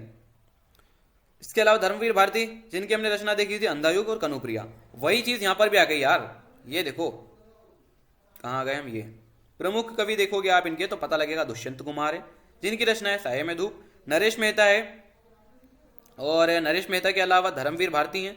धर्मवीर भारती की आप याद रख सकते हैं क्योंकि प्रयोगवाद में भी आपने पढ़ी थी, प्रयोगवाद में भी आपने यही तो चीजें पढ़ी थी। प्रयोगवाद में भी आपने धर्मवीर भारती की याद करी थी, अंधायुग और कनुप्रिया। गजानन माधव की आपने पढ़ी थी, चांद का मुंह टेढ़ा है ना। तो बस वही चीज आपको यहाँ पे लिख देनी होगी, आपके लिए आसान हो जाएगा कि यार दो काल ऐसे थे जिसमें हमको सिर्फ 1-2 की ही वो मतलब डिफरेंस देखने को मिला, बाकी सभी प्रमुख कवि और रचनाएं उनकी सेम थी। आपको याद भी कितनी रखनी है, 2 आपको प्रवृत्तियां याद रखनी है। इसके अलावा जो रचनाएं हैं और जो प्रमुख कवि है उनको आपको एटलीस्ट 3 याद रख लेना, क्योंकि हो सकता है आपसे 3 ही पूछ लें वो, प्रमुख कवि और उनकी रचना। इसके अलावा एक और फायदा ये होता है 3 याद करने का कि अगर वो 2 भी पूछ रहे हैं तो हो सकता है आपको एक एंड टाइम पर याद ना आए, तो आपका समय बचे और आप डायरेक्टली अच्छे से आंसर कर पाए, है ना। बाकी इसका मत सोचो कि रचनाएं कितनी याद करनी है, रचनाएं आपको जितनी याद हो उतनी लिख सकते हो, 1 रचना, 2 रचना, 3 रचना, है ना। बाकी जो हमारा कवि परिचय रहता है, लेखक परिचय रहता है, उसमें तो हमें 3 रचनाएं एटलीस्ट लिखनी होती है, 3 प्रमुख रचनाएं हमको लिखनी होती है। अब देखो अभी तक जो भी हमने पढ़ा उसी के ऊपर बेस्ड आ चुके हमारे पास कुछ ऑब्जेक्टिव टाइप क्वेश्चंस। तो अब मैं आप ही से पूछूंगा, माइक ऑन करने की परमिशन दी जा रही है। अभी तक हमने जो भी चीजें पढ़ी है उसी के ऊपर बेस्ड रहेंगे ये ऑब्जेक्टिव्स। सर हाँ सर मुझे पहले कुछ डाउट है, मैं क्लियर कर लूं। हाँ हाँ बिल्कुल, बोलिए। सर जो आपने अभी जो आप हिंदी साहित्य का इतिहास पढ़ा रहे हैं सर, तो इसमें आप गद्य साहित्य का इतिहास और पद्य साहित्य का इतिहास दोनों कवर कर रहे हैं। हाँ अभी मेरी बात यार सुनो। एक एक मैं दिमाग समझ गया चालू आपका कहने करो का ना। मतलब। अभी जो हम चीजें पढ़ रहे हैं पद्य साहित्य का इतिहास है ना। अभी यहाँ पे कुछ ऑब्जेक्टिव्स आए हैं, इसके जस्ट बाद गद्य साहित्य का इतिहास भी अपन पढ़ेंगे, है ना। और सर वो आधुनिक काल वाला जो पेज था, 1 मिनट आप उसमें निकालना, क्योंकि उसमें जो तीसरी आपने प्रवृत्ति बताई थी उसमें एक डाउट है हमें। हाँ बोलो। इस इसमें तीसरी प्रवृत्ति में छायावादी कवियों ने नारी सौंदर्य तथा प्रेम का चित्रण बड़ी रुचि और सहृदय के साथ किया है। तो सर, जब अपन आधुनिक काल की बात कर रहे हैं तो यहाँ पर छायावादी कवि कहाँ से आ गए? हाँ देखो, आधुनिक काल है, आधुनिक काल में ही ये वाद है, अलग अलग हिस्सों में इसको डिवाइड किया गया है। छायावाद है इसमें, इसके अलावा रहस्यवाद है, प्रगतिवाद है, प्रयोगवाद है, और साथ ही साथ नई कविता है। ये चीज मैंने अभी आपको जस्ट बताई थी कि आधुनिक काल में ही अपन ये सारी की सारी चीजें पढ़ रहे हैं, है ना। तो ऐसा मत सोचना कि आधुनिक काल अलग है और ये छायावाद, रहस्यवाद, प्रगतिवाद, प्रयोगवाद, नई कविता अलग है, ठीक है ना। तो ओके, तो जो भी हमें हेलो सर। information- सर एक डाउट है सर। बिल्कुल बिल्कुल पूछ सकते हैं आप अपने डाउट्स। सर मुझे ये पूछना था कि अभी जो ये आपने पढ़ा है वो सर मतलब उस पे मतलब क्वेश्चंस किस टाइप के आते हैं, मतलब कितने नंबर तक के आते हैं, ये Questions- समझ नहीं आ पा रहा। हाँ हाँ बिल्कुल, डोंट वरी। क्वेश्चंस का ऐसा रहेगा कि आपसे 2 नंबर के 2 क्वेश्चंस पूछेंगे, और इसके अलावा ऑब्जेक्टिव्स आ सकते हैं यहाँ से लगभग 4 से 5 मार्क्स के, ठीक है। तो अच्छा खासा ये वेटेज है। हाँ सर। हाँ हाँ, अच्छा खासा वेटेज है। तो मतलब सर वो जो डिफिकल्टीज, हाँ बोलो। सर जो वो 2 क्वेश्चंस आएंगे 2-2 नंबर के, वो मतलब वो क्वेश्चंस पूछे कैसे जाएंगे? फ्रेम होंगे एक बताता बार हूँ आप। आपको, इस तरीके से हाँ फ्रेम होंगे कि वो आपसे पूछ लेंगे कि इस काल के 2 प्रमुख प्रवृत्तियां बता दीजिए, विशेषताएं बता दीजिए, ठीक है। और ये भी पूछ सकते हैं कि इस काल के जो प्रमुख कवि हैं और उनकी रचनाएं हैं वो लिख दीजिए, ठीक है। ऐसे प्रश्न आपसे पूछेंगे। तभी मैं आपको बीच में कह रहा था इतना, यहाँ पर जैसे जैसे हमने ये काल स्टार्ट किया, भक्ति काल पे आ जाते हैं हम सबसे पहले। भक्ति काल को रहने, जो मिल जाता है उसी को देख लेंगे अपन। ये तो रीतिकाल की डायरेक्टली प्रवृत्तियां आ चुकी हैं, ठीक है। हम ओवरऑल भक्ति काल पे पहुंच गए, समझ लो। ये देखो, मैंने आपको बताया कि जो नामकरण है इसके ऊपर भी आपको बिल्कुल फोकस नहीं करना है, जस्ट हमारे कंसेप्ट थोड़े क्लियर हो जाएं। क्योंकि नामकरण से हमने क्या पाया, नामकरण से हमने एक विशेषता बना ली कि यार नामकरण भक्ति काल है, तो वहीं से अपन समझ गए कि भक्ति काल में भक्ति भावना की प्रधानता है, ओके। मैंने इसीलिए कई दफा क्या किया है, यहाँ पे जो चीजें होती हैं, यहाँ पे जो कंटेंट होता है उसको हटाया है, और डायरेक्टली सिर्फ हमने प्रवृत्तियां पढ़ी है उनकी, जो कि हमें ज्यादा बेनिफिशियल होगी। सर, मैंने प्री बोर्ड के 4 पेपर सॉल्व किए हैं, तो उसमें भी जो अपना हिंदी साहित्य का इतिहास है उसमें से जो प्रवृत्तियां और बस मुख्य कवि के क्वेश्चन ही पूछे हैं। हाँ तो ये 90% चांसेस यही है कि इन्हीं में से क्वेश्चन आएंगे। वेरी गुड, ऐसा एनालिसिस किया करो, है ना। ऐसा नहीं कि अपन धड़ल्ले से पढ़े ही जा रहे हैं, उसको थोड़ा समझे भी, एनालिसिस करें। बहुत बढ़िया। क्या नाम है आपका? Sir, Aditya. Aditya Agarwal, okay okay. आपने तो शायद मुझे भी मैसेज किए थे कुछ डाउट्स को लेकर, व्हाट्सएप पर भी, हाँ सर। है ना, ठीक है। बाकी आप शायद ज्वाइन नहीं कर रहे हो 1-2 दिन से क्लासेस। सर, बस कल नहीं कर पाई थी। ठीक और है। सर, हिंदी वो इंग्लिश की हमारी टेक्स्ट बुक कंप्लीट है, इसलिए उसकी नहीं कर रहे ओके क्योंकि ओके, अभी वेरी हिंदी गुड का। Very good. ये चीज ध्यान रखें आप, जो चीज आपकी कंप्लीट है और वो क्लास में पढ़ाया जा रहा है, तो आप बिल्कुल ज्वाइन ना भी करेंगे तो भी आपका काम चल जाएगा। अब देखो, मैं स्वयं से बताऊंगा कि सर हाँ बोलो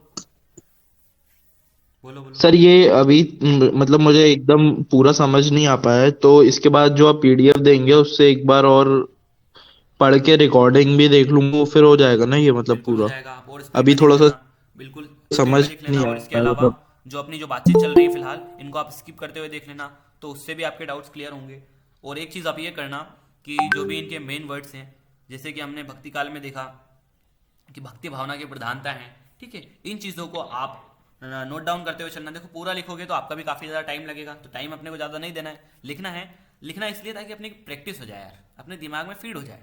हाँ आगे बोलो। बस सर ठीक है ना, हो बिल्कुल गया। लिख लिख ठीक के है। आप थोड़ा देख लीजिएगा, हो जाएगा।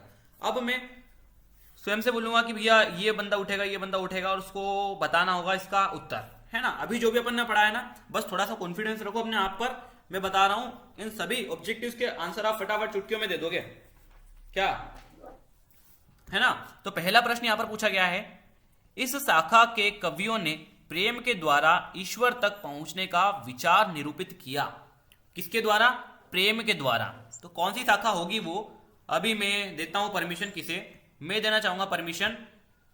शतेंद्र तिवारी, बताइए। Yes sir. सर आंसर प्रेम मार्गी है। प्रेम मार्गी, ठीक यस सर, बी ओके होगा। Okay, very good. ब वाला ऑप्शन है वो करेक्ट है। चलिए आगे बढ़ते हैं अब हम। आगे बढ़ेंगे, देखेंगे इस धारा के कवियों ने परमात्मा के निराकार रूप को स्वीकार किया है। अब देखो निराकार, यहाँ पर साकार नहीं, निराकार मतलब जहां पर मूर्ति पूजा ना हो रही हो। तो हमने पढ़ा था उसी के बेसिस पर आपको बताना है। मैं यहाँ पर परमिशन देना चाहूंगा मैं ईशान को। ईशान माइक ऑन करके बताओ। Yes sir. बताओ माइक ऑन करके बताएंगे आप सेकंड वाले का आंसर। सर, इस धारा के कवियों ने परमात्मा के निराकार रूप को स्वीकार किया। किस धारा के कवि हैं? इस धारा के कवियों ने कार्य- परमात्मा के निराकार रूप को, बाकी चीजों पर फोकस मत करो, परमात्मा के निराकार रूप को फोकस करो, फिर उसके बाद में आप इसका आंसर दे पाओगे। सर इसका ऑप्शन सी है क्या? देखो अब मैं बताता हूँ यहाँ पे अपने को दिमाग से कैसे खेलना है। हमने पढ़ा था भक्ति काल में दो भक्ति धारा थी, एक थी निर्गुण भक्ति धारा, एक थी सगुण भक्ति धारा। सगुण भक्ति धारा में क्या होता था, जो मूर्ति होती हैं, जिन भगवान की हम इमेजेस देख सकते हैं, वो सभी अपने सगुण भक्ति धारा में आ जाते हैं। इसके अलावा निर्गुण भक्ति धारा क्या होता है, ऐसे भगवान जिनकी मूर्ति नहीं होती, ऐसे ईश्वर जिनकी कोई मूर्ति नहीं होती, जो निराकार होते हैं, है ना। जैसे कि हम समझ सकते हैं कि जो मुस्लिम धर्म होता है, उनके जो ईश्वर होते हैं अल्लाह, उनकी कोई मूर्ति नहीं होती है ना, निराकार होते हैं, तो वो आते हैं निर्गुण भक्ति धारा में।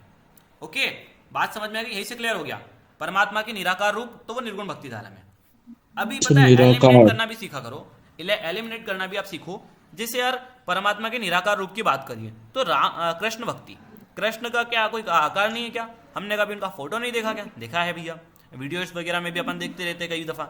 हालांकि वो नहीं है, लेकिन फिर भी एक इमेजिनेशन तो अपने पास है कि हाँ इस तरीके से कृष्ण भगवान दिखते थे। इसके अलावा राम भक्ति शाखा, तो इसमें भी निराकार हो नहीं सकता यार। सगुण भक्ति धारा में तो ये दोनों चीजें हैं, राम भक्ति शाखा और कृष्ण भक्ति शाखा, तो ये तो ऑप्शन ही हट गए तीनों के तीनों। बचा क्या? निर्गुण भक्ति धारा, तो वही इसका उत्तर होगा।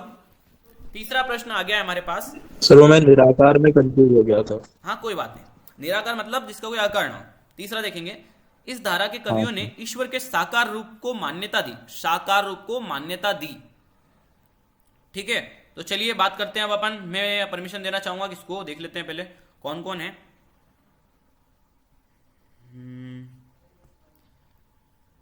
हमारे पास हैं, चलिए जतिन लोधी, आप बताएंगे। सगुण भक्ति धारा। ओके, सगुण भक्ति धारा बिल्कुल करेक्ट है, कोई दिक्कत नहीं, है ना।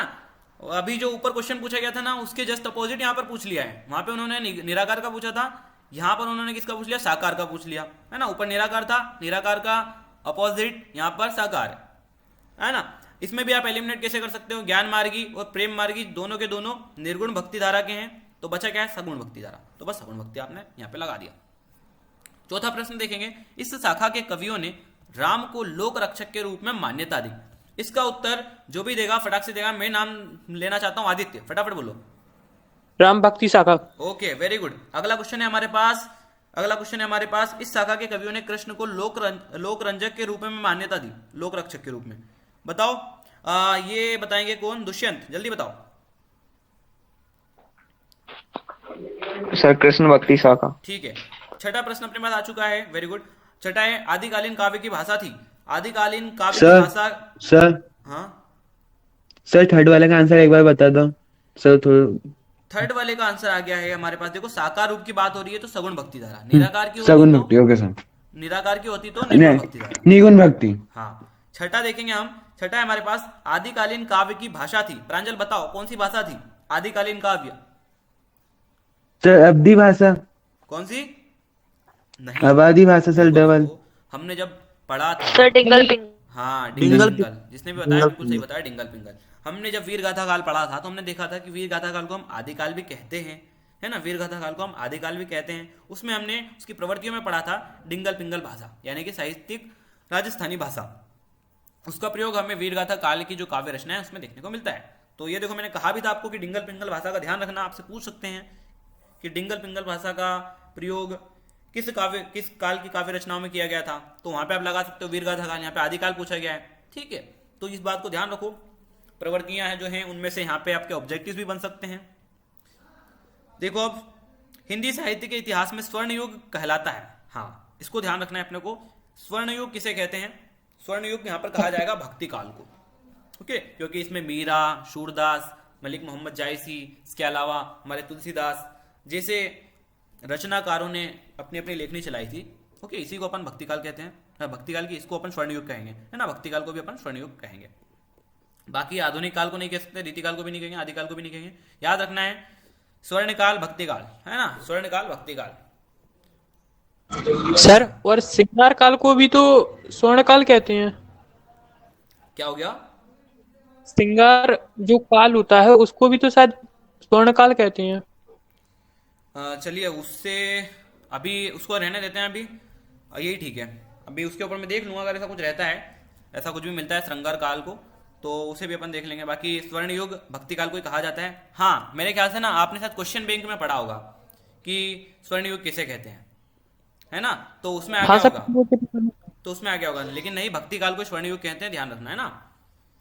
जो क्वेश्चन बैंक होती है यार अपनी जीपीएच की, उसमें कई बार गलतियां होती है, काफी सारी गलतियां होती है, तो उसके ऊपर आप आंख बंद करके कभी भी विश्वास मत करना, है ना। थोड़ा उसको एक बार वेरीफाई कर लेना, या तो मुझसे पूछ लेना या फिर गूगल पापा से पूछ लेना। रिक्त स्थानों की पूर्ति कीजिए। यहाँ पे देखो यार, भक्तिकालीन साहित्य में दो ऑप्शन है अपने पास, भक्ति सर। वीर। हाँ, अच्छा, केशव वाली कैसी रहेगी कौन सी केशव वाली? प्रश्न में? हाँ देखिए, अब जो भी आपके पास है, देखो वो भी नहीं चाहते हैं गलत लिखना, लेकिन होता है ऐसा यार कि टाइम की कमी रहती है और कर देते हैं वो जैसे जैसे रेडी, वो इतना फोकस नहीं करते हैं ओवरऑल, दैट्स वाई यहाँ पर काफ़ी सारी गलतियाँ हो जाती है। तो किसी भी मटेरियल पर आप एक बार पढ़ रहे हो ना, तो एक बार उसको वेरीफाई कर लिया करो, है ना, बस इतना सा मेरा कहने का मतलब है। भक्तिकालीन साहित्य में दो यहाँ पर चीज़ें बताई गई, दो भावनाएं, भक्ति और वीर, तो किसकी प्रधानता थी? इसका जो उत्तर है वो मैं पूछूंगा, किससे पूछता हूँ, इसका तो कोई भी बता देगा, लेकिन उसका पूछेंगे आज जो हैंड कभी नहीं करते हैं। फरदीन खान, आप बताएंगे।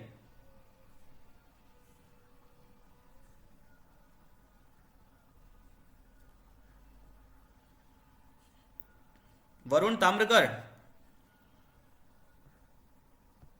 Yes sir. बताओ। भक्ति काल सर में भक्ति। हाँ, यस सर। भक्ति आ भक्ति जाएगा, का सर। Sure, yes sir. ठीक है, वेरी यस गुड। सर। हाँ हाँ, भक्ति आएगा, सही है। फिर इसके बाद पूछा जा रहा है, यस। भक्तिकालीन की कविता भी शगुन भक्तिधारा और भक्तिधारा में विभाजित हुई। तो शगुन भक्तिधारा हो गया, दूसरा कौन सा भक्तिधारा था वो आपको बताना होगा। इसके लिए मैं परमिशन देना चाहता हूं यश शाह को। आप बताएंगे यश इसका आंसर? यस, आप बताएंगे इसका आंसर। भक्तिकालीन की कविता भी शगुन भक्तिधारा और यहां पे भी कुछ आएगा, वो आपको बताना है, बोलिए। चलिए सर निर्गुण भक्ति धारा। हाँ, सगुण भक्ति धारा हो गया, एक होगा अपना निर्गुण भक्ति धारा। ओके, चलिए तीसरा देखेंगे हम। भक्ति काल में चिंतन की प्रधानता थी। अब कौन से चिंतन की प्रधानता थी, सामाजिक या धार्मिक? तो धार्मिक। हाँ धार्मिक, ठीक है। अरे यार आप मत बोलो यार, पूछेंगे अपन, काफी सारे स्टूडेंट्स हैं अपने पास, ठीक है। भक्ति काल में, भक्ति काल के काव्य में किसकी प्रतिष्ठा हुई, प्रगतिवाद की या रहस्यवाद की? इसका उत्तर देंगे कौन, कौन देगा इसका उत्तर? अजय बन्ना, आप दीजिए। निर्गुण भक्ति धारा की, सॉरी फोर्थ वाले क्वेश्चन की, भक्ति काल के काव्य में दो ऑप्शन है आपके पास, प्रगतिवाद, रहस्यवाद, इसकी प्रतिष्ठा हुई? प्रगतिवाद। प्रगतिवाद नहीं, 2 मिनट, ऐसे कैसे नहीं कह सकता हूं मैं, हो भी सकता है कि हो आंसर इसका सही। कौन कौन सर रहस्यवाद है इसका आंसर सर। रहस्यवाद, आपका रहस्यवाद क्या है? यस सर, रहस्यवाद है। क्योंकि सर अभी प्रगतिवाद के सर आपने 5 वो भी सर रहस्यवाद है। नागार्जुन आते थे। ठीक है, अब माइक ऑफ करो। अब हमने पता है एक चीज पढ़ी थी जब हमने रहस्यवाद स्टार्ट किया था। रहस्यवाद यानी कि रहस्य से भरी हुई रचना है ना, रहस्य से भरी हुई रचना है। और सबसे संसार का सबसे बड़ा रहस्य कौन सा है? परमेश्वर, परमात्मा, परमात्मा ही सबसे बड़ा रहस्य है। तो आप समझ जाओ कि भक्ति काल के काव्य में भाई साहब किसकी प्रतिष्ठा हुई? रहस्यवाद की, है ना, क्योंकि भक्ति काल को हम परमात्मा से ही रिलेट करेंगे। निर्गुण भक्ति धारा की मुख्य कितनी शाखाएं हैं ये बताएंगे? 2 सर। 2, ठीक है, बहुत बढ़िया। कौन कौन सी बता दो वो भी, बोलो। ज्ञान मार्गी और प्रेम मार्गी। हाँ ठीक है, ज्ञान मार्गी, प्रेम मार्गी, फिर ज्ञान आश्रय, प्रेम आश्रय। ओके, चलिए अब आ जाते हैं अपन जोड़ी पर। देखो हमने अगर इसको अच्छे से पढ़ा है ना तो ये ऑब्जेक्टिव कुछ नहीं लगेंगे अपने लिए, अपन ने भी इसको इस तरीके से पढ़ रखा है और ऐसे ही ऑब्जेक्टिव्स आपको एग्जाम में भी देखने को मिलेंगे। ज्ञान मार्गी शाखा के कवि कौन से हैं? ज्ञान मार्गी शाखा के कवि कौन से ये हैं? वीडियो जल्दी अपलोड कर देना सर, और हाँ, कल ऐसे की अपनी इंग्लिश बात की है, भी। इसकी पीडीएफ भी डाल देंगे अपन, रिकॉर्डिंग भी डाल देंगे। ज्ञान मार्गी शाखा के कवि रहेंगे यहाँ पर कबीर, है ना, हमने पढ़ा था। और यहाँ पे रचना कौन सी थी? बीजक। प्रमुख रचना कौन सी थी? बीजक, है ना। प्रेम मार्गी शाखा के कवि कौन थे? हमने पढ़ा था मलिक मोहम्मद जायसी जी, मलिक मोहम्मद जायसी जी। और इनकी रचना कौन सी थी? पद्मावत, पद्मावत, ठीक है। अभी कैसी आवाज आ रही थी यार, वो स्पीकर में बजा रहा है कि इसको बड़े से? राम भक्ति शाखा के कवि, राम भक्ति शाखा के कवि कौन है? तुलसीदास जी हैं, है ना। कृष्ण भक्ति शाखा के कवि कौन से हैं? सूरदास जी हैं। निर्गुण ब्रह्म की उपासना देखने को मिलेगी ज्ञान मार्गी शाखा में। हाँ, कोई कुछ कहना चाह रहा है? ओके, तो ये थे हमारे कुछ ऑब्जेक्टिव सर। और अभी तक। हाँ सर, ये जो ऊपर फिल इन द ब्लैंक्स है उसमें जो सर साइड में स्लैश करके ऑप्शन दिए, ये एग्जाम में ऑप्शन दिए जाएंगे? देखो, एग्जाम में ऑप्शंस आने की प्रोबेबिलिटी है बिल्कुल डाउन, यानी कि बहुत ही कम होती है। तो ऑप्शंस के ऊपर आप डिपेंडेंट मत रहना यारो, है ना। आपको अपने आप से ही इसके आंसर करने होंगे, तो ऑप्शन के ऊपर आप बिल्कुल भी डिपेंड होकर मत जाइएगा। आपको ऐसे ही इनको आंसर करना होगा। आपको पता है यार कौन सी भावना की प्रधानता होगी। अच्छा क्वेश्चन पूछा आपने, कौन सी भावना की प्रधानता होगी, तो आपको पता रहेगा कि हाँ यार भक्ति काल में तो भक्ति भावना है। इसके अलावा सगुण भक्ति धारा, और तुरंत समझ जाओगे कि निर्गुण भक्ति धारा है। भक्ति काल में चिंतन की प्रधानता है, कौन से चिंतन की? सामाजिक चिंतन की प्रधानता है, सॉरी धार्मिक चिंतन की प्रधानता है ना। इस बात को आप ध्यान रखना कि ऑब्जेक्टिव्स जो हैं, सॉरी ऑब्जेक्टिव्स या फिर फिल इन द ब्लैंक्स जिन्हें अपन कहें, फिल इन द ब्लैंक्स में आपको यहाँ पे ऑप्शन मिल जाए, इसकी प्रोबेबिलिटी बहुत कम है या फिर है ही नहीं, प्रोबेबिलिटी खत्म है, समझ लो इसकी। Okay sir. ये देखेंगे अब हम उचित संबंध जोड़िए, यानी कि यहाँ पर हमारे पास मैच द कॉलम आ चुके हैं। इनको हमें करना होगा, आपसे पूछ लेंगे वो एग्जाम में। अभी अपन ने पढ़ लिया, देखो जो भी चीजें अपन ने पढ़ी ना वहीं से ये ऑब्जेक्टिव्स बने हैं, वहीं से ऑब्जेक्टिव्स बनाए गए हैं। और ऐसे ही आपको एग्जाम में भी देखने को मिलेगा, जो आपने पढ़ा है वहीं से पूछा जाएगा। और आपने इनके आंसर कितने इजीली कर दिए, ऐसे ही वहां पे भी आएंगे। तो पहले तो आप डर निकाल लो मन में से, ये एग्जाम में कैसी रहेगी कैसी नहीं रहेगी, डर निकालो और पढ़ो। निबंध, माइक ऑफ कर लो आपका, माइक ऑफ कर लो, माइक ऑफ कर लीजिए सभी अपना, ठीक है। माइक ऑफ हो गया। अब देखते हैं अपन निबंध। सर एक बार ये फिल इन द अपना मैच द कॉलम फिर से करवा देंगे क्या? वो बिल्कुल, थोड़ा बिल्कुल सा कर लेंगे अपन। समझ नहीं एक और आया। बार देख लेते हैं। देखो, ज्ञान मार्गी शाखा हमने पढ़ा था, निर्गुण भक्ति धारा, उसमें हमने देखा था ज्ञान मार्गी शाखा। ज्ञान मार्गी शाखा के जो प्रमुख कवि थे वो हमने देखे थे, कबीर देखे थे, सूरदास देखे थे। हाँ, और इसका जो हमने रचना देखी थी, काव्य रचना देखी थी, वो कौन सी थी? वो थी बीजक, बीजक हमने पढ़ा था। प्रेम मार्गी में हमने देखा था प्रमुख कवि इसके जायसी थे, जिनकी एक रचना देखी थी हमने, पद्मावत, है ना। वही देखो, राम भक्ति शाखा के कवि कौन से हैं? राम भक्ति शाखा के कवि तुलसीदास जी हैं। राम भक्ति शाखा के कवि तुलसीदास जी है। तुलसीदास जी ने रामचरितमानस भी बनाई है, रामचरितमानस लिखी है। कृष्ण भक्ति शाखा के कौन है भैया? सूरदास है ना। सूरदास के बाद आपने पढ़े होंगे। इसके अलावा निर्गुण ब्रह्म की उपासना, निर्गुण ब्रह्म की उपासना किसमें देखने को मिलती है? हमें ज्ञान मार्गी शाखा में मिलती है। दो शाखाएं थी वहां पे यार, एक तो थी प्रेम मार्गी, एक थी ज्ञान मार्गी। तो यहाँ पे आप लगा दीजिए ज्ञान मार्गी, है ना, निर्गुण ब्रह्म की उपासना में। अब देखेंगे हम आगे, अब हम आगे पढ़ेंगे गद्य साहित्य का इतिहास। इसमें सबसे पहले आता है निबंध। सबसे पहले क्या पूछा जाता है आपसे? निबंध। तो निबंध सर, हाँ पद्य साहित्य का इतिहास पूरा कंप्लीट हो गया? हाँ बिल्कुल कंप्लीट हो गया, है ना। गद्य साहित्य का इतिहास पढ़ेंगे अब हम। तो गद्य साहित्य के इतिहास में देखेंगे, सबसे पहले लिखा हुआ है अपने पास निबंध। निबंध शब्द निह प्लस बंध से बना है, जिसका अर्थ है अच्छी तरह बंधी हुई परिमार्जित प्रौढ़ रचना, यानी कि एकदम साफ सुथरी रचना। ओके, और अच्छी बंधी हुई परिमार्जित एक साफ सुथरी रचना। अंग्रेजी में निबंध को ऐसे कहते हैं। इसका अर्थ है प्रयत्न करना। क्या होता है इसका अर्थ? इसका अर्थ होता है प्रयत्न करना, कोशिश करना। यह शब्द मूलतः फ्रांसीसी शब्द एसाई से बना है, एसाई से लिया गया है ना। फ्रांसीसी जो लैंग्वेज है उसकी डिक्शनरी में एक एसाई शब्द है, वहां से हमारा जो ऐसे है बना हुआ है, प्रयत्न करना है जो बना हुआ है, ठीक है। अब देखेंगे इसका, जिसका अर्थ होता है प्रयत्न, प्रयोग और परीक्षण। ओके, बस इतनी सी बात है। एक बार इसको वापस से अपन रीडिंग लगा लेते हैं कि जो निबंध है वो निधन बंध से बना है, जिसका अर्थ होता है अच्छी तरह बंधी हुई परिमार्जित प्रौढ़ रचना, ठीक है, अच्छी तरह साफ सुथरी रचना। और अंग्रेजी में तो आपको पता ही है निबंध को हम ऐसे कहते हैं, इसका अर्थ है प्रयत्न करना, इसका अर्थ क्या होता है? प्रयत्न करना। और इसको कहां से लिया गया है? इसको लिया गया है फ्रांसीसी शब्द एसाई से, ठीक है, एसाई से, जिसका अर्थ क्या सर होता इसका है? क्वेश्चन कैसे पूछा जा सकता है? प्रयत्न, प्रयोग और परीक्षण। हाँ, आपसे पूछ सकते हैं कि निबंध की परिभाषा बताओ, और एक निबंध क्या होता है ये पूछ लेंगे आपसे, निबंध क्या होता है बताइए। और एक किसी पाश्चात्य या फिर कह सकते हैं पाश्चात्य या फिर भारतीय कवि के हिसाब से जो रचना क्या बोलते हैं परिभाषा है वो बताइए। तो मैंने यहाँ पे दो परिभाषा लिखी है, एक है यहाँ पे पाश्चात्य यानी कि विदेशी कवि, एक है यहाँ पे भारतीय कवि जिनका नाम है आचार्य रामचंद्र शुक्ल, है ना। अब इन दोनों कवियों में से किसी की भी आप सर जो अपने को आपकी यार वॉइस कैसी आ सर रही है? हाँ हाँ हमने बाबू गुलाब राय की तो याद कर ली है, तो वो तो भारतीय होंगे। हाँ हाँ, अब भारतीय एक मतलब अंग्रेज की और याद करनी है। देखो ऐसा है, क्वेश्चन ना किस तरीके से बनता है, पहले आप मुझे सुन लीजिए। क्या होता है, आपसे पूछते हैं कि वो निबंध की परिभाषा बताओ, है ना। अब इतना सा छोटा सा क्वेश्चन तो वो पूछेंगे नहीं, इसके साथ में एक और चीज पूछते हैं, आपको बताना क्या होता है। वो बोलते हैं एक किसी भी विद्वान कवि के हिसाब से आप बताइए कि निबंध की परिभाषा, है ना। अब यार सभी जो पहले के टाइम में जो कविताकार हुआ करते थे, लेखक हुआ करते थे, वो अपने हिसाब से भी किसी ना किसी चीजों की परिभाषाएं बनाया करते थे। तो वो पूछ रहे हैं आपसे कि अगर वो उन्होंने पूछ लिया किसी विदेशी को वो लिखेंगे पाश्चात्य, ठीक है। तो पाश्चात्य वो लिखते हैं तो समझ जाना कि आपसे किसी विदेशी द्वारा दी गई निबंध की परिभाषा के बारे में पूछ रहे हैं।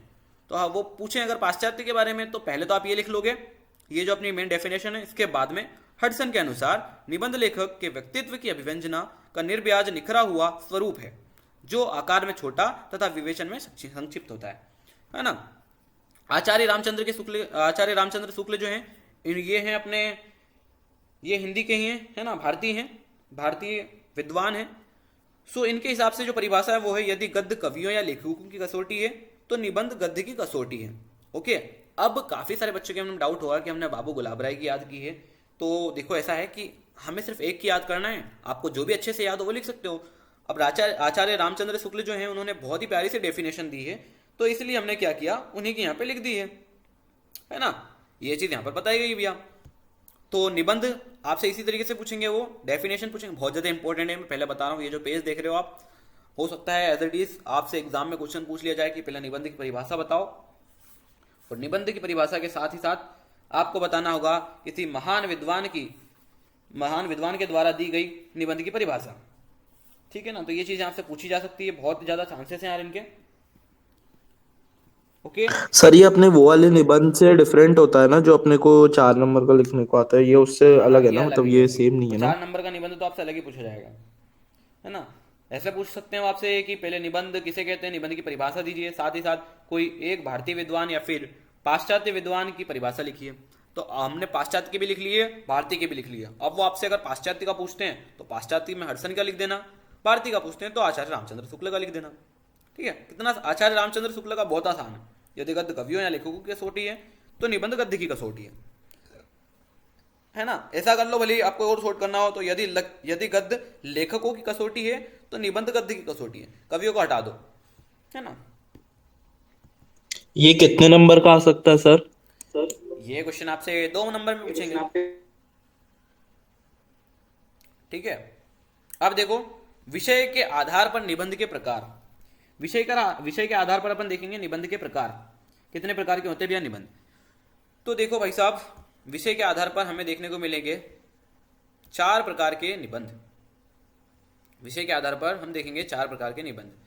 कौन कौन से हैं, बहुत ज्यादा इंपॉर्टेंट है, आप देख सकते हो, जैसा कि यहाँ पे लिखा हुआ है 10, 14, 16, 18 में यहाँ से प्रश्न पूछे गए हैं, तो काफी ज्यादा मायने रखते हैं ये। पहला है हमारे पास वर्णनात्मक निबंध। ओके, वर्णनात्मक निबंध, इसमें क्या होता है यार, इसमें किसी स्थान, दृश्य, घटना आदि का वर्णन किया जाता है। इसमें घटना वातावरण के अनुसार भाषा का प्रयोग सौंदर्य सृष्टि के उद्देश्य से किया जाता है। ऐसा हो सकता है कोई सी प्लेस है, कोई सा दृश्य है, कोई सा भी इंसिडेंट हो रहा है, ओके, तो उसका वर्णन किया जाएगा, और क्या माहौल है, क्या वातावरण है, उसी के हिसाब से यहाँ पर भाषा का प्रयोग किया जाता है ना। चलो भावात्मक देखेंगे। अब जो निबंध किसी विषय का भावपूर्ण चित्रण करता है उसे भावात्मक निबंध कहते हैं। इस निबंध में कल्पना का स्थान महत्वपूर्ण होता है। भावात्मक निबंध और वर्णनात्मक निबंध में पर्याप्त समानता दिखती है। ओके, तो ये चीज़ है, बहुत सिंपल है भावात्मक निबंध भी, कि भावपूर्ण चित्रण है ना, हृदय से चित्रण, भावनाओं से चित्रण, अपनी फीलिंग्स है, उसे भावात्मक निबंध कहते हैं। इस निबंध में कल्पना का स्थान महत्वपूर्ण होता है ना। और आप चीज़ बता सकते हैं कि भैया जो पहला और दूसरा मतलब वर्णनात्मक और भावात्मक दोनों निबंध में पर्याप्त समानता भी दिखती है। इंपॉर्टेंट है ये, आगे देखेंगे। भावात्मक निबंध काफी ज्यादा इंपॉर्टेंट है। विवरणात्मक, विवरण से आप क्या समझते हैं? विवरण मतलब अच्छा खासा डिटेल देना, विवरण करना किसी चीज का। तो ऐसे निबंधों में केवल विवरण प्रस्तुत किया जाता है। क्या करते हैं? केवल विवरण प्रस्तुत किया जाता है। इन निबंधों में लेखक का ध्यान विषय वस्तु पर केंद्रित रहता है, विषय से हटकर लेखक वर्णन नहीं करता, है ना। विषय कि हाँ भैया टॉपिक क्या है उसी के ऊपर ही जो लेखक होता है उसका ध्यान हमेशा केंद्रित रहता है। विचारात्मक यानी कि ये देखो, ये भावात्मक था, ये विचारात्मक आ गया। भाव यानी कि जो अपनी फीलिंग्स हैं, जो भावनाएं हैं वो। विचार यानी कि जो हम अपने मस्तिष्क से सोचते हैं, जो अपने विचार हैं वो। इनमें भावों की अपेक्षा विचारों की प्रमुखता होती है ना। भावों से अगर अपन कंपेयर करें तो भैया भावों की नहीं बल्कि विचारों की प्रमुखता देखने को मिलती है, जिनका संबंध हृदय से कम, हृदय से नहीं मस्तिष्क से होता है ना। हृदय से नहीं मस्तिष्क से होता है। इसमें बौद्धिक आधार पर विषय का विवेचन किया जाता है, बौद्धिक आधार पर, ठीक है। इनमें प्रौढ़ता और विचारों की गहनता होती है। ये चीज हमने देखी। निबंध के प्रकार देखें, वर्णनात्मक, भावात्मक, विवरणात्मक, विचारात्मक। एक काम करो, चारों एज इट इज लिख लो। आप क्या लिखोगे? वर्णनात्मक, भावात्मक, विवरणात्मक और विचारात्मक। वर्णनात्मक सर इसके बारे में ना लेके तो चलेगा? देखो, बारे में ऐसा होता है कि 2 मार्क्स का क्वेश्चन अगर उन्होंने पूछ लिया और तो आपको थोड़ा ज़्यादा डिटेल में ना लिख पाओ तो एटलीस्ट थोड़ा तो लिखने की कोशिश करना, क्योंकि हो सकता है इससे आपके नंबर कट जाएं अगर आप डायरेक्टली ये लिखो तो। और अगर आपने एक सेंटेंस भी लिख दिया तो उसका भी एक इंप्रेशन रहेगा कि हाँ यार आपने उसको डिटेल उसके बारे में थोड़ी डिटेल में लिखा है ना। वर्णनात्मक बहुत इजी है। सर इस पे वर्णनात्मक में क्या है क्वेश्चन यार, कैसे किसी भी पूछेगा? स्थान, दृश्य, घटना, इनका वर्णन किया जाएगा। हाँ कुछ कह रहे हैं आप? सर इस पे क्वेश्चन कैसे पूछेगा ये वाले सेक्शन पे? मतलब सीधा यही पूछ लेगा क्या? हाँ देख लो, या तो ये भी पूछ सकते हैं कि निबंध विषय के आधार पर निबंध के कितने प्रकार होते हैं उनको लिखिए। तो आप पहले डायरेक्टली आंसर कर सकते हैं निबंध के आधार पर विषय के आधार पर निबंध के 4 प्रकार होते हैं। उनको आप यहाँ पे एज इट इज लिख देना, वर्णनात्मक, भावात्मक, विवरणात्मक और विचारात्मक। अब एक थोड़ी सी अगर आप डिटेलिंग कर देते हो तो काफी अच्छा लगता है। कैसे डिटेल कर दोगे आप? इतना कि इसमें किसी स्थान, दृश्य, घटना आदि का वर्णन होता है। वर्णनात्मक, वर्णन से आप निकाल लो। वर्णन मत करना मतलब किसी चीज के बारे में इलेबोरेट करना या फिर किसी चीज के बारे में डिटेल में कुछ बताना, डिस्क्राइब करना, है ना। तो क्या किसी घटना, दृश्य या स्थान का वर्णन होगा। भावात्मक में क्या है? भावपूर्ण चित्रण किया जाता है, भावपूर्ण, है ना, भावपूर्ण, बस इतना लिख देना। विवरणात्मक में क्या है? ऐसे निबंधों में केवल विवरण प्रस्तुत किया जाता है। विचारात्मक में क्या है? विचारात्मक में क्या है? इतना लिख देना, इनमें भावों की अपेक्षा विचारों की प्रमुखता होती है, जिनका संबंध हृदय से कम और मस्तिष्क से ज्यादा होता है। क्या है सर तो अगर ये 2 नंबर में आएंगे, हाँ 2 नंबर में आएंगे ना ये इस टाइप के क्वेश्चन, हम्म। तो उसमें अगर उसमें 2 ही लिखें कि चारों ही लिखने हैं? नहीं देखो यार, अगर चारों में से याद नहीं आ पाए तो? ऐसा है चारों में से याद आ जाएगा यार। ऐसा नहीं करना आपको कि इनमें से आप कुछ चीजें छोड़ दो, क्योंकि इंपॉर्टेंट है। उन्होंने आपसे पूछा है कि विषय के आधार पर कितने प्रकार होते हैं, तो आपको वो तो बताना ही पड़ेगा कि 4 प्रकार होते हैं। हाँ अगर आप डिटेलिंग नहीं करना चाहते हैं तो 2 की डिटेलिंग करके 2 को एज इट इज लिख देना। ओके चलिए। हाँ सर। अब यार एक और इसका महत्व ये भी है, जरूरी नहीं है कि 2 नंबर के क्वेश्चन में इसके आने के ज्यादा चांसेस हैं, कम है। क्योंकि पहले ब्लूप्रिंट अलग हुआ करती थी। ये मत देखो कि 10, 14, 16, 18 में पूछा गया है तो अब भी पूछे जाने के चांसेस इसीलिए ज्यादा है। मैंने चांसेस इसलिए बताया क्योंकि इनमें से कहीं ना कहीं ऑब्जेक्टिव जरूर बन सकते हैं।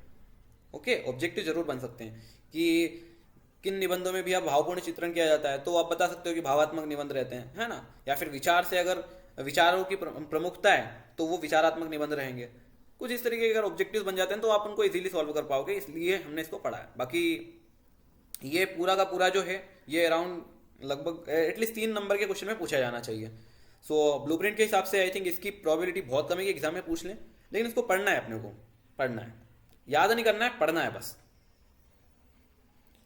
चलो निबंध का विकास क्रम देखेंगे हम। निबंध में काफी सारे युग हमको देखने को मिलेंगे। पहला देखो आप, भारतेंद्रीय युग, दूसरा है द्विवेदी युग, तीसरा है शुक्ल युग और चौथा है शुक्लोत्तर युग, जो कि अभी भी चल रहा है वर्तमान में भी, है ना। तो देखेंगे हिंदी निबंध साहित्य का विकास आधुनिक काल में ही हुआ। इसके विकास क्रम को 4 युगों में बांटा गया है। कौन कौन से वो युग हैं? भारतेंदु युग, द्विवेदी युग, शुक्ल युग, शुक्लोत्तर युग। ठीक है, चलिए इतना इनफ है। अब देखते हैं अपन पहला भारतेंदु युग।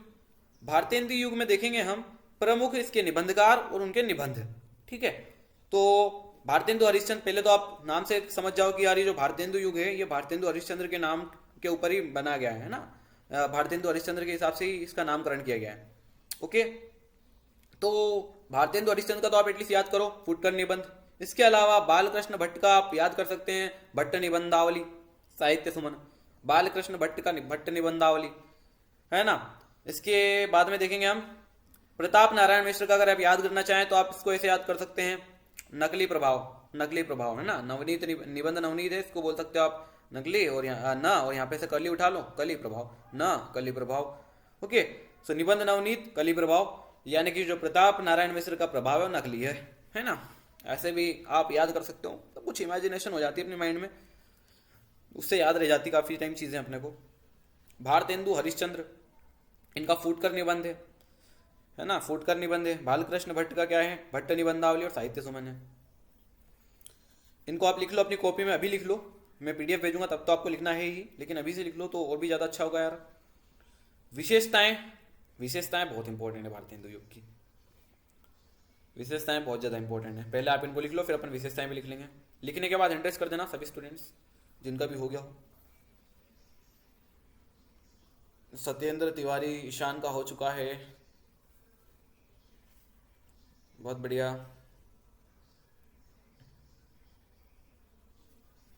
ठीक है, चलिए लगभग लगभग सभी स्टूडेंट्स ने लिख लिया है, अच्छी बात है, लगभग लगभग सभी स्टूडेंट्स ने लिख लिया है। ठीक, देखते हैं अब हम आगे की ओर। विशेषताएं देखो यार, ये तो हो गए अपने प्रमुख कवि, सॉरी प्रमुख निबंधकार और उनके निबंध।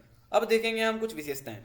विशेषताएं देखते हैं भारतेंदु युग। पहले तो याद रखो कि भारतेंदु युग का पढ़ रहे हैं अपन, भारतेंदु युग है ना। इस युग के निबंधकारों ने विविध विषयों पर अपनी लेखनी चलाई, है ना, कई सारे विषयों पर अपनी लेखनी चलाई, कई विषयों पर इन्होंने निबंध लिखे, है ना। फिर देखेंगे हम क्या चीज देखने को मिलती है इसमें। इस युग के निबंधों में समाज सुधार की भावना, राजनीतिक चेतना, रोचकता आदि गुण मिलते हैं। इतना इनफ है ना, इतना इनफ है। इस युग के निबंधों में समाज सुधार की भावना, राजनीतिक चेतना, रोचकता आदि गुण मिलते हैं। पहला हमने क्या करा, पहले तो अपने याद कर लिया कि इन्होंने विभिन्न विषयों पर, विविध विषयों पर अपनी लेखनी चलाई, है ना। इसके बाद में हमने देखा क्या कि समाज सुधार की भावना, राजनीतिक चेतना और रोचकता, ये चीजें अपने को देखने को मिलती है। तीसरा क्या है, तीसरे को बाद में देखो, चौथे को पहले देख लो क्योंकि वो और भी ज्यादा आसान है। हास्य व्यंग्य प्रधान अस्त्र था। ठीक है, हास्य व्यंग्य इनका प्रधान अस्त्र था। हास्य यानी कि यार ये मनोरंजन के माध्यम से भी काफी सारे निबंध लिखा करते थे, मनोरंजन के माध्यम से भी अपनी बातों को लोगों के सामने रखा करते थे। ठीक, इस युग के लेखक जर्जर रूढ़ियों का विरोध करते थे परंतु नवीनता का अंधानुकरण नहीं करते थे। ओके, जो पुरानी जो जर्जरवादी, जो रूढ़िवादी जो भी विचारधाराएं हैं उनका विरोध करते थे, लेकिन इसका मतलब ये नहीं है कि जो एकदम नवीन चीजें चल रही, जो मॉडर्न चीजें चल रही हैं उनका खूब ज्यादा वो सपोर्ट करें, ऐसा कुछ नहीं था। लेकिन जो चीजें समाज के ऊपर कलंक बनती जा रही थी, जो रूढ़िवादी विचारधाराएं थी, उनका जरूर विरोध करते थे। ओके, तो बस ये विशेषताएं हैं। आपको दो विशेषताएं भी याद रहती हैं तो बहुत है। दो विशेषताएं में मेरे ख्याल से आपको याद होंगी कौन कौन सी। एक तो ये कि इस युग के निबंधकारों ने विविध विषयों पर अपनी लेखनी चलाई, और दूसरा ये कि हास्य व्यंग्य इनका प्रधान अस्त्र था, है ना। कुछ बच्चे ऐसे भी होंगे जो सोचेंगे कि यार ये वाली चीजें लिख देंगे तो इनका अलग इंप्रेशन रहेगा, तो वो भी लिख सकते हो, बात वही पड़ेगी ना। ऐसा कुछ नहीं है कि इनका ज्यादा और इनके कम मार्क्स मिलेंगे। 2 नंबर का तो क्वेश्चन है, 2 ही नंबर देंगे। इस युग के निबंधों में समाज सुधार की भावना, राजनीतिक चेतना, रोचकता आदि गुण मिलते हैं। ये चीजें भी, ये लाइन भी अच्छी है। बाकी जो आपको इजी लगे वो आप लर्न कर सकते हो। वैसे चारों याद हो गई होगी। अभी देखो माइक कौन ऑन कर रहा था और इस तरीके से ऑन कर रहा था कि यार रिपीट हो रही थी आवाज। द्विवेदी युग, द्विवेदी युग आ गया है। इसके बारे में देखो यहाँ पे थोड़ी सी डिटेलिंग है, कोई नहीं पूछेगा आपसे, लेकिन कुछ ऑब्जेक्टिव्स जरूर पूछे जा सकते हैं। 2 मिनट अभी ये हो जाए यार अपना, फिर पूछेंगे अपन, है ना। द्विवेदी युग, इसमें से जरूर ऑब्जेक्टिव जरूर बन सकते हैं, इसलिए अपन इसकी डिटेलिंग पढ़ लेते हैं। क्या है इसकी डिटेलिंग। भारतेंदु युग के बाद आधुनिक काल का दूसरा चरण पंडित महावीर प्रसाद द्विवेदी के नाम पर द्विवेदी युग के नाम से जाना जाता है। ठीक है, अब द्विवेदी युग का नामकरण किन के नाम पे हुआ था अगर आपसे पूछ लें, हजारी प्रसाद द्विवेदी आपको ऑप्शन दे सकते हो, तो आप वहां पे कंफ्यूज जाओगे कि महावीर प्रसाद है कि हजारी। तो आपको ध्यान रखना है कि द्विवेदी युग है, इसका नामकरण हुआ है महावीर प्रसाद द्विवेदी जी के नाम पर। है ना। इसके अलावा ये भी पूछ सकते हैं कि सरस्वती पत्रिका का संपादन किसने किया, तो यहाँ पे लिखा हुआ है सरस्वती पत्रिका का संपादन कर द्विवेदी जी ने हिंदी गद्य को व्यवस्थित किया। ठीक है, ये इनमें से ऑब्जेक्टिव पूछ सकते हैं वो इस तरीके से। काशी नगरी प्रचारिणी सभा, ये इनको रहना दो, कोई मतलब नहीं। ठीक, बाकी दो चीजें जो जरूरी थी वो हमने देख ली कि द्विवेदी युग नामकरण कैसे हुआ, पंडित महावीर प्रसाद द्विवेदी जी के नाम से। इसके अलावा सरस्वती पत्रिका का संपादन उन्होंने किया था।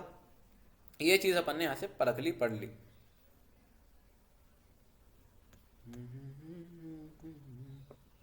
सर ये अपनी परीक्षा बोर्ड में कहाँ दिया हुआ है? परीक्षा बोर्ड में यार है अपना, देखना शिक्षण, वहां पे मिल जाएगा आपको। अभी ये तो एग्जैक्ट पेज नंबर तो मुझे भी नहीं पता, बट देखना मिल जाएगा। ये कौन सा सेक्शन होगा सर, मतलब परीक्षा में कौन से सेक्शन में होगा? ये सर पेज रहेगा, नंबर 124। पद्य साहित्य में होगा। नहीं पद्य में नहीं, गद्य में मिलेगा। हाँ सर गद्य पेज नंबर 124। ओके बता दिया है हमको। भैया पेज नंबर 124 पर है ना। बाकी आप टेंशन मत लो, उसमें काफी सारी चीजें हैं, तो आप इन्हीं ये पीडीएफ में से देख लेना। इससे क्या होगा, आपका जो गद्य साहित्य वो भी क्लियर हो जाएगा और पद्य साहित्य वो भी क्लियर हो जाएगा। ओके सर एक बार इन कॉल मैसेज देख लीजिए। क्या देखना है आपको? अच्छा इधर चैट बॉक्स सर में मैसेज देखते हैं, 2 मिनट। कोई कुछ कहना चाहता है? हाँ मैंने देख लिया है उनका, और उनका कल भी यही क्वेश्चन था, तो मैंने उन्हें कहा था कि अभी आज जो शाम को जो क्लास रहेगी अपनी ग्रामर की, उसमें हम सारी चीजें देख लेंगे, छंद भी देखेंगे, रस भी देखेंगे, अलंकार भी देखेंगे, और वहां पर जो मैं उनके उदाहरण लूंगा ना, सिंपल ही उदाहरण लूंगा। ओके, तो अभी आप वेट करो, अभी जो चीजें अपन पढ़ रहे हैं इनके ऊपर थोड़ा ज्यादा ध्यान दो यारो। ठीक है, ये बात मैं आपसे कहना चाहता हूँ। अब देखो ये हम पढ़ रहे थे द्विवेदी युग, इसमें निबंधकार देखेंगे, प्रमुख निबंधकार और उनके कुछ निबंध है ना। महावीर प्रसाद द्विवेदी जी को देख लो। अब यार इनके नाम पर ही द्विवेदी युग का नामकरण हुआ था, तो हम क्या करेंगे, इनको तो एटलीस्ट याद करना ही करना है। महावीर प्रसाद द्विवेदी, इनके निबंध क्या है? साहित्य संदर्भ, साहित्य सीकर, विचार विमर्श। ठीक है, साहित्य संदर्भ, साहित्य सीकर और विचार विमर्श, ये है इनके निबंध। अध्यापक पूर्ण सिंह का देखो आप, क्या है? सच्ची वीरता, आचरण की सभ्यता, मजदूरी और प्रेम। ओके, आसान है, याद की जा सकती है। पढ़ लो इसको, लिख लो अपनी कॉपी में, याद हो जाती है, अच्छी बात है। नहीं होता है तो भी कोई दिक्कत वाली बात नहीं है। आई थिंक क्वेश्चंस तो अब आप बना ही दोगे, मतलब लिख सकोगे आंसर। विशेषताएं अगर आपसे पूछ लेते हैं, प्रवृत्तियां पूछ लेते हैं, तो आप बना दोगे किसी की भी, क्योंकि हमने काफी अच्छी प्रिपरेशन कर ली है। और मायने ये भी रखेगा आप कि जैसे अपनी क्लास कंप्लीट हो तो उसके बाद आप उस पीडीएफ को पढ़ रहे हो कि नहीं पढ़ रहे हो, लिख लिख के थोड़ी प्रैक्टिस कर रहे हो कि नहीं कर रहे हो। स्टार्टिंग में जब अपन ने क्लास स्टार्ट करी थी तो बच्चों को सबसे ज्यादा प्रॉब्लम यही थी कि हमको हिंदी साहित्य के इतिहास से डर लगता है, यहाँ से क्वेश्चन काफी सारे आएंगे। नहीं आएंगे बाबा, ज्यादा क्वेश्चन नहीं है वेटेज कोई खास, है ना। सर आपने पूरा समझा दिया एक दिन में। हाँ, 2 मिनट अपन द्विवेदी युग पे आ चुके हैं। द्विवेदी युग का हमने निबंधकार देख लिया है, उनके कुछ निबंध भी देख लिए हैं। बचे यहाँ पे शुक्ल युग और शुक्लोत्तर युग। ठीक है, शुक्ल युग और कुछ शुक्लोत्तर युग अपने पास बचा हुआ है, उसको भी अपन पढ़ेंगे। तो चलिए पढ़ते हैं। इसकी विशेषता देख लो पहले तो आप द्विवेदी युग की। क्या है विशेषताएं? विशेषताएं हैं 19-20 में पूछा गया था, इंपॉर्टेंट है मतलब, है ना। विशेषताएं देखेंगे, निबंधों की भाषा व्याकरण सम्मत है तथा उनमें एक प्रकार की कसावट है। गंभीर निबंधों के लेखन के कारण कहीं कहीं पर निबंधों में द्रुतता एवं निरसता दिखाई देती है। देखो ऐसा है कि इसमें जो निबंध लिखे गए काफी ज्यादा सीरियस लिखे गए थे, काफी ज्यादा गंभीर थे। तो गंभीर है तो हो सकता है कई बार देखो जो गंभीर चीजें होती है उनको समझने में मुसीबत आती है, तो दैट्स व्हाई यहाँ पे लिखा गया है कि निरसता, यानी कि रस नहीं आता है कई बार उनको पढ़ने में। ओके, ये चीज यहाँ पर बताई गई है। इसके अलावा तीसरी जो इसकी विशेषता है वो है इस युग में अनेक शिल्पगत शैलियों का विकास हुआ। ओके, तो ये चीजें विशेषताएं यहाँ पे लिखी हुई है, आप इनको एज इट इज अपनी कॉपी में लिखना, उसकी प्रैक्टिस करना और याद हो जाएगा, ज्यादा मुश्किल भी नहीं है। निबंधों की भाषा व्याकरण सम्मत है तथा उनमें एक प्रकार की कसावट देखने को मिलती है। गंभीर विषयों के लेखनों के कारण क्या होता है, कहीं कहीं पर निबंधों में द्रुतता या फिर कहें तो निरसता देखने को मिलती है। इस युग में अनेक शिल्पगत शैलियों का विकास हुआ। चलिए, शिल्पगत मतलब सर? देखिए इसमें शिल्प जैसे आपने अच्छा क्वेश्चन पूछा, शिल्पगत शैली, तो ये शैली के अंदर अपन पढ़ लेंगे। ठीक है, जब अपन शैली जैसी चीजें पढ़ेंगे तब उनको देख लेंगे। Okay sir. ओके, सोरठा, छंद, इनके अंदर ही चीजें आती है, शिल्पगत शैली। आगे आ जाओ। अब है हमारे पास शुक्ल युग। शुक्ल युग, तो शुक्ल युग में देखेंगे द्विवेदी युग के पश्चात निबंधकारों में आचार्य रामचंद्र शुक्ल का नाम प्रमुख है। किनका नाम प्रमुख है इनमें से? आचार्य रामचंद्र शुक्ल का नाम प्रमुख है। इनके महान व्यक्तित्व के कारण इस युग का नाम शुक्ल युग पड़ा। इनके महान व्यक्तित्व के कारण इस युग का नाम क्या पड़ा भैया? शुक्ल युग पड़ा। तो हमने पहले देखा सबसे पहले कि जो पहला युग था वो था भारतेंदु युग। भारतेंदु युग, और वो किसके नाम पे पड़ा था? वो पड़ा था भारतेंदु हरिश्चंद्र जी के नाम पर। हमने उसमें देखी प्रमुख निबंधकार और उनकी रचनाएं, तो प्रमुख निबंधकार भारतेंदु हरिश्चंद्र जी थे। और निबंध देखा हमने फूटकर निबंध, ठीक है, याद किया। और देखेंगे प्रताप नारायण मिश्र, तो इनके निबंध देखे हमने निबंध नवनीत और कली प्रभाव। बालकृष्ण भट्ट, तो इनमें हमने देखा भट्ट निबंधावली और साहित्य सुमन। चलिए आते हैं अपन और आगे। द्विवेदी युग 1900 से 1920 तक। तो द्विवेदी युग का नामकरण किसके नाम पर हुआ था? हजारी प्रसाद द्विवेदी? नहीं, महावीर प्रसाद द्विवेदी, याद रखना, ठीक है। हाँ, द्विवेदी युग 1900 से 1920 तक, ये भी हो गया। इसमें हमने देखा निबंधकार, यहाँ के प्रमुख निबंधकार कौन से थे? महावीर प्रसाद द्विवेदी थे। तो इनके निबंध हमने पढ़े, साहित्य संदर्भ, साहित्य सीकर और विचार विमर्श। ओके, अध्यापक पूर्ण सिंह को देखा, सच्ची वीरता, आचरण की सभ्यता, मजदूरी और प्रेम इनकी रचनाएं थी या फिर निबंध थे। विशेषताएं देख ली हमने। ओके, शिल्पगत शैलियों का, शिल्पगत शैलियों इन द सेंस जो हमारे शोरठा होते हैं, छंद होते हैं, ठीक है, इनका विकास हुआ। आगे आ जाओ, शुक्ल युग। शुक्ल युग में अपन पढ़ेंगे द्विवेदी युग के पश्चात निबंधकारों में आचार्य रामचंद्र शुक्ल का नाम प्रमुख है। द्विवेदी युग के बाद में क्या हुआ? रामचंद्र शुक्ल जी का नाम प्रमुख आया, और इन्हीं के महान व्यक्तित्व के कारण अब इस नए युग का नाम रख दिया गया था शुक्ल युग। ओके, शुक्ल युग। चलिए, इसकी भी कुछ प्रमुख निबंधकार हैं और उनकी रचनाएं या फिर कहें तो निबंध हैं, जिनको अपन देख लेते हैं। पहले तो रामचंद्र शुक्ल बहुत ज्यादा इंपॉर्टेंट है, चिंतामणि भाग 1, 2 और त्रिवेणी, ये हैं इनके कुछ निबंध। और बाबू गुलाब राय को देख सकते हैं, बाबू गुलाब राय मेरी असफलताएं, ठलुआ क्लब, ये इनके निबंध हैं। डॉक्टर रघुवीर सिंह, इनका है जीवन कर्ण और शेष स्मृतियां। विशेषताएं काफी सारी लिखी हुई हैं, तो आप इन्हें भी पढ़ सकते हैं, विशेषताएं भी, क्योंकि आपको 2 विशेषताएं याद करनी, बस 2 विशेषताएं। एग्जाम में आपसे 2 ही पूछेंगे, ठीक है, तो आपको 2 विशेषताएं याद है, अच्छी बात है, लेकिन याद अच्छी तरीके से होना चाहिए। ऐसा नहीं हो कि अपन वहां पे भूल जाएं और एक ही विशेषता लिख के आए, इससे अपने नंबर कट जाएंगे, दिक्कत हो जाएगी। ओके, इसके बाद आता है यार, जैसे अपना शुक्ल युग खत्म हुआ, उसके बाद आ गया शुक्लोत्तर युग। शुक्लोत्तर युग, शुक्ल युग के बाद का युग होने के कारण यह शुक्लोत्तर युग के नाम से जाना जाता है। इसे वर्तमान युग भी कह सकते हैं, ओके, क्योंकि ये फिलहाल भी चल रहा है 1945 से अभी तक, है ना। तो प्रमुख निबंधकार देखेंगे इसके, आचार्य हजारी प्रसाद द्विवेदी, जिनके निबंध है अशोक के फूल, विचार और वितर्क। आचार्य नंदुलारे वाजपेयी, इनका है नया साहित्य, नए प्रश्न। हरिशंकर परसाई जी, नागफनी की कहानी और सदाचार का ताबीज, ये हैं इनके कुछ प्रमुख निबंध, ठीक। विशेषताएं देख सकते हैं आप, विशेषताएं लिखी हुई है। शुक्ल युग में लिखे गए ललित निबंधों को अभिनव पुष्टता प्रदान की गई। व्यंग्यात्मक निबंधों में एक विशिष्ट पैनापन दिखाई देता है। प्रभाकर माचवे, खरगोश के सिंह व्यंग्यात्मक निबंध का श्रेष्ठ उदाहरण है। अन्य व्यंग्यकारों में केपी सक्सेना, हरिशंकर परसाई, शरद जोशी, रविंद्र त्यागी, डॉक्टर आत्मानंद मिश्र आदि हैं।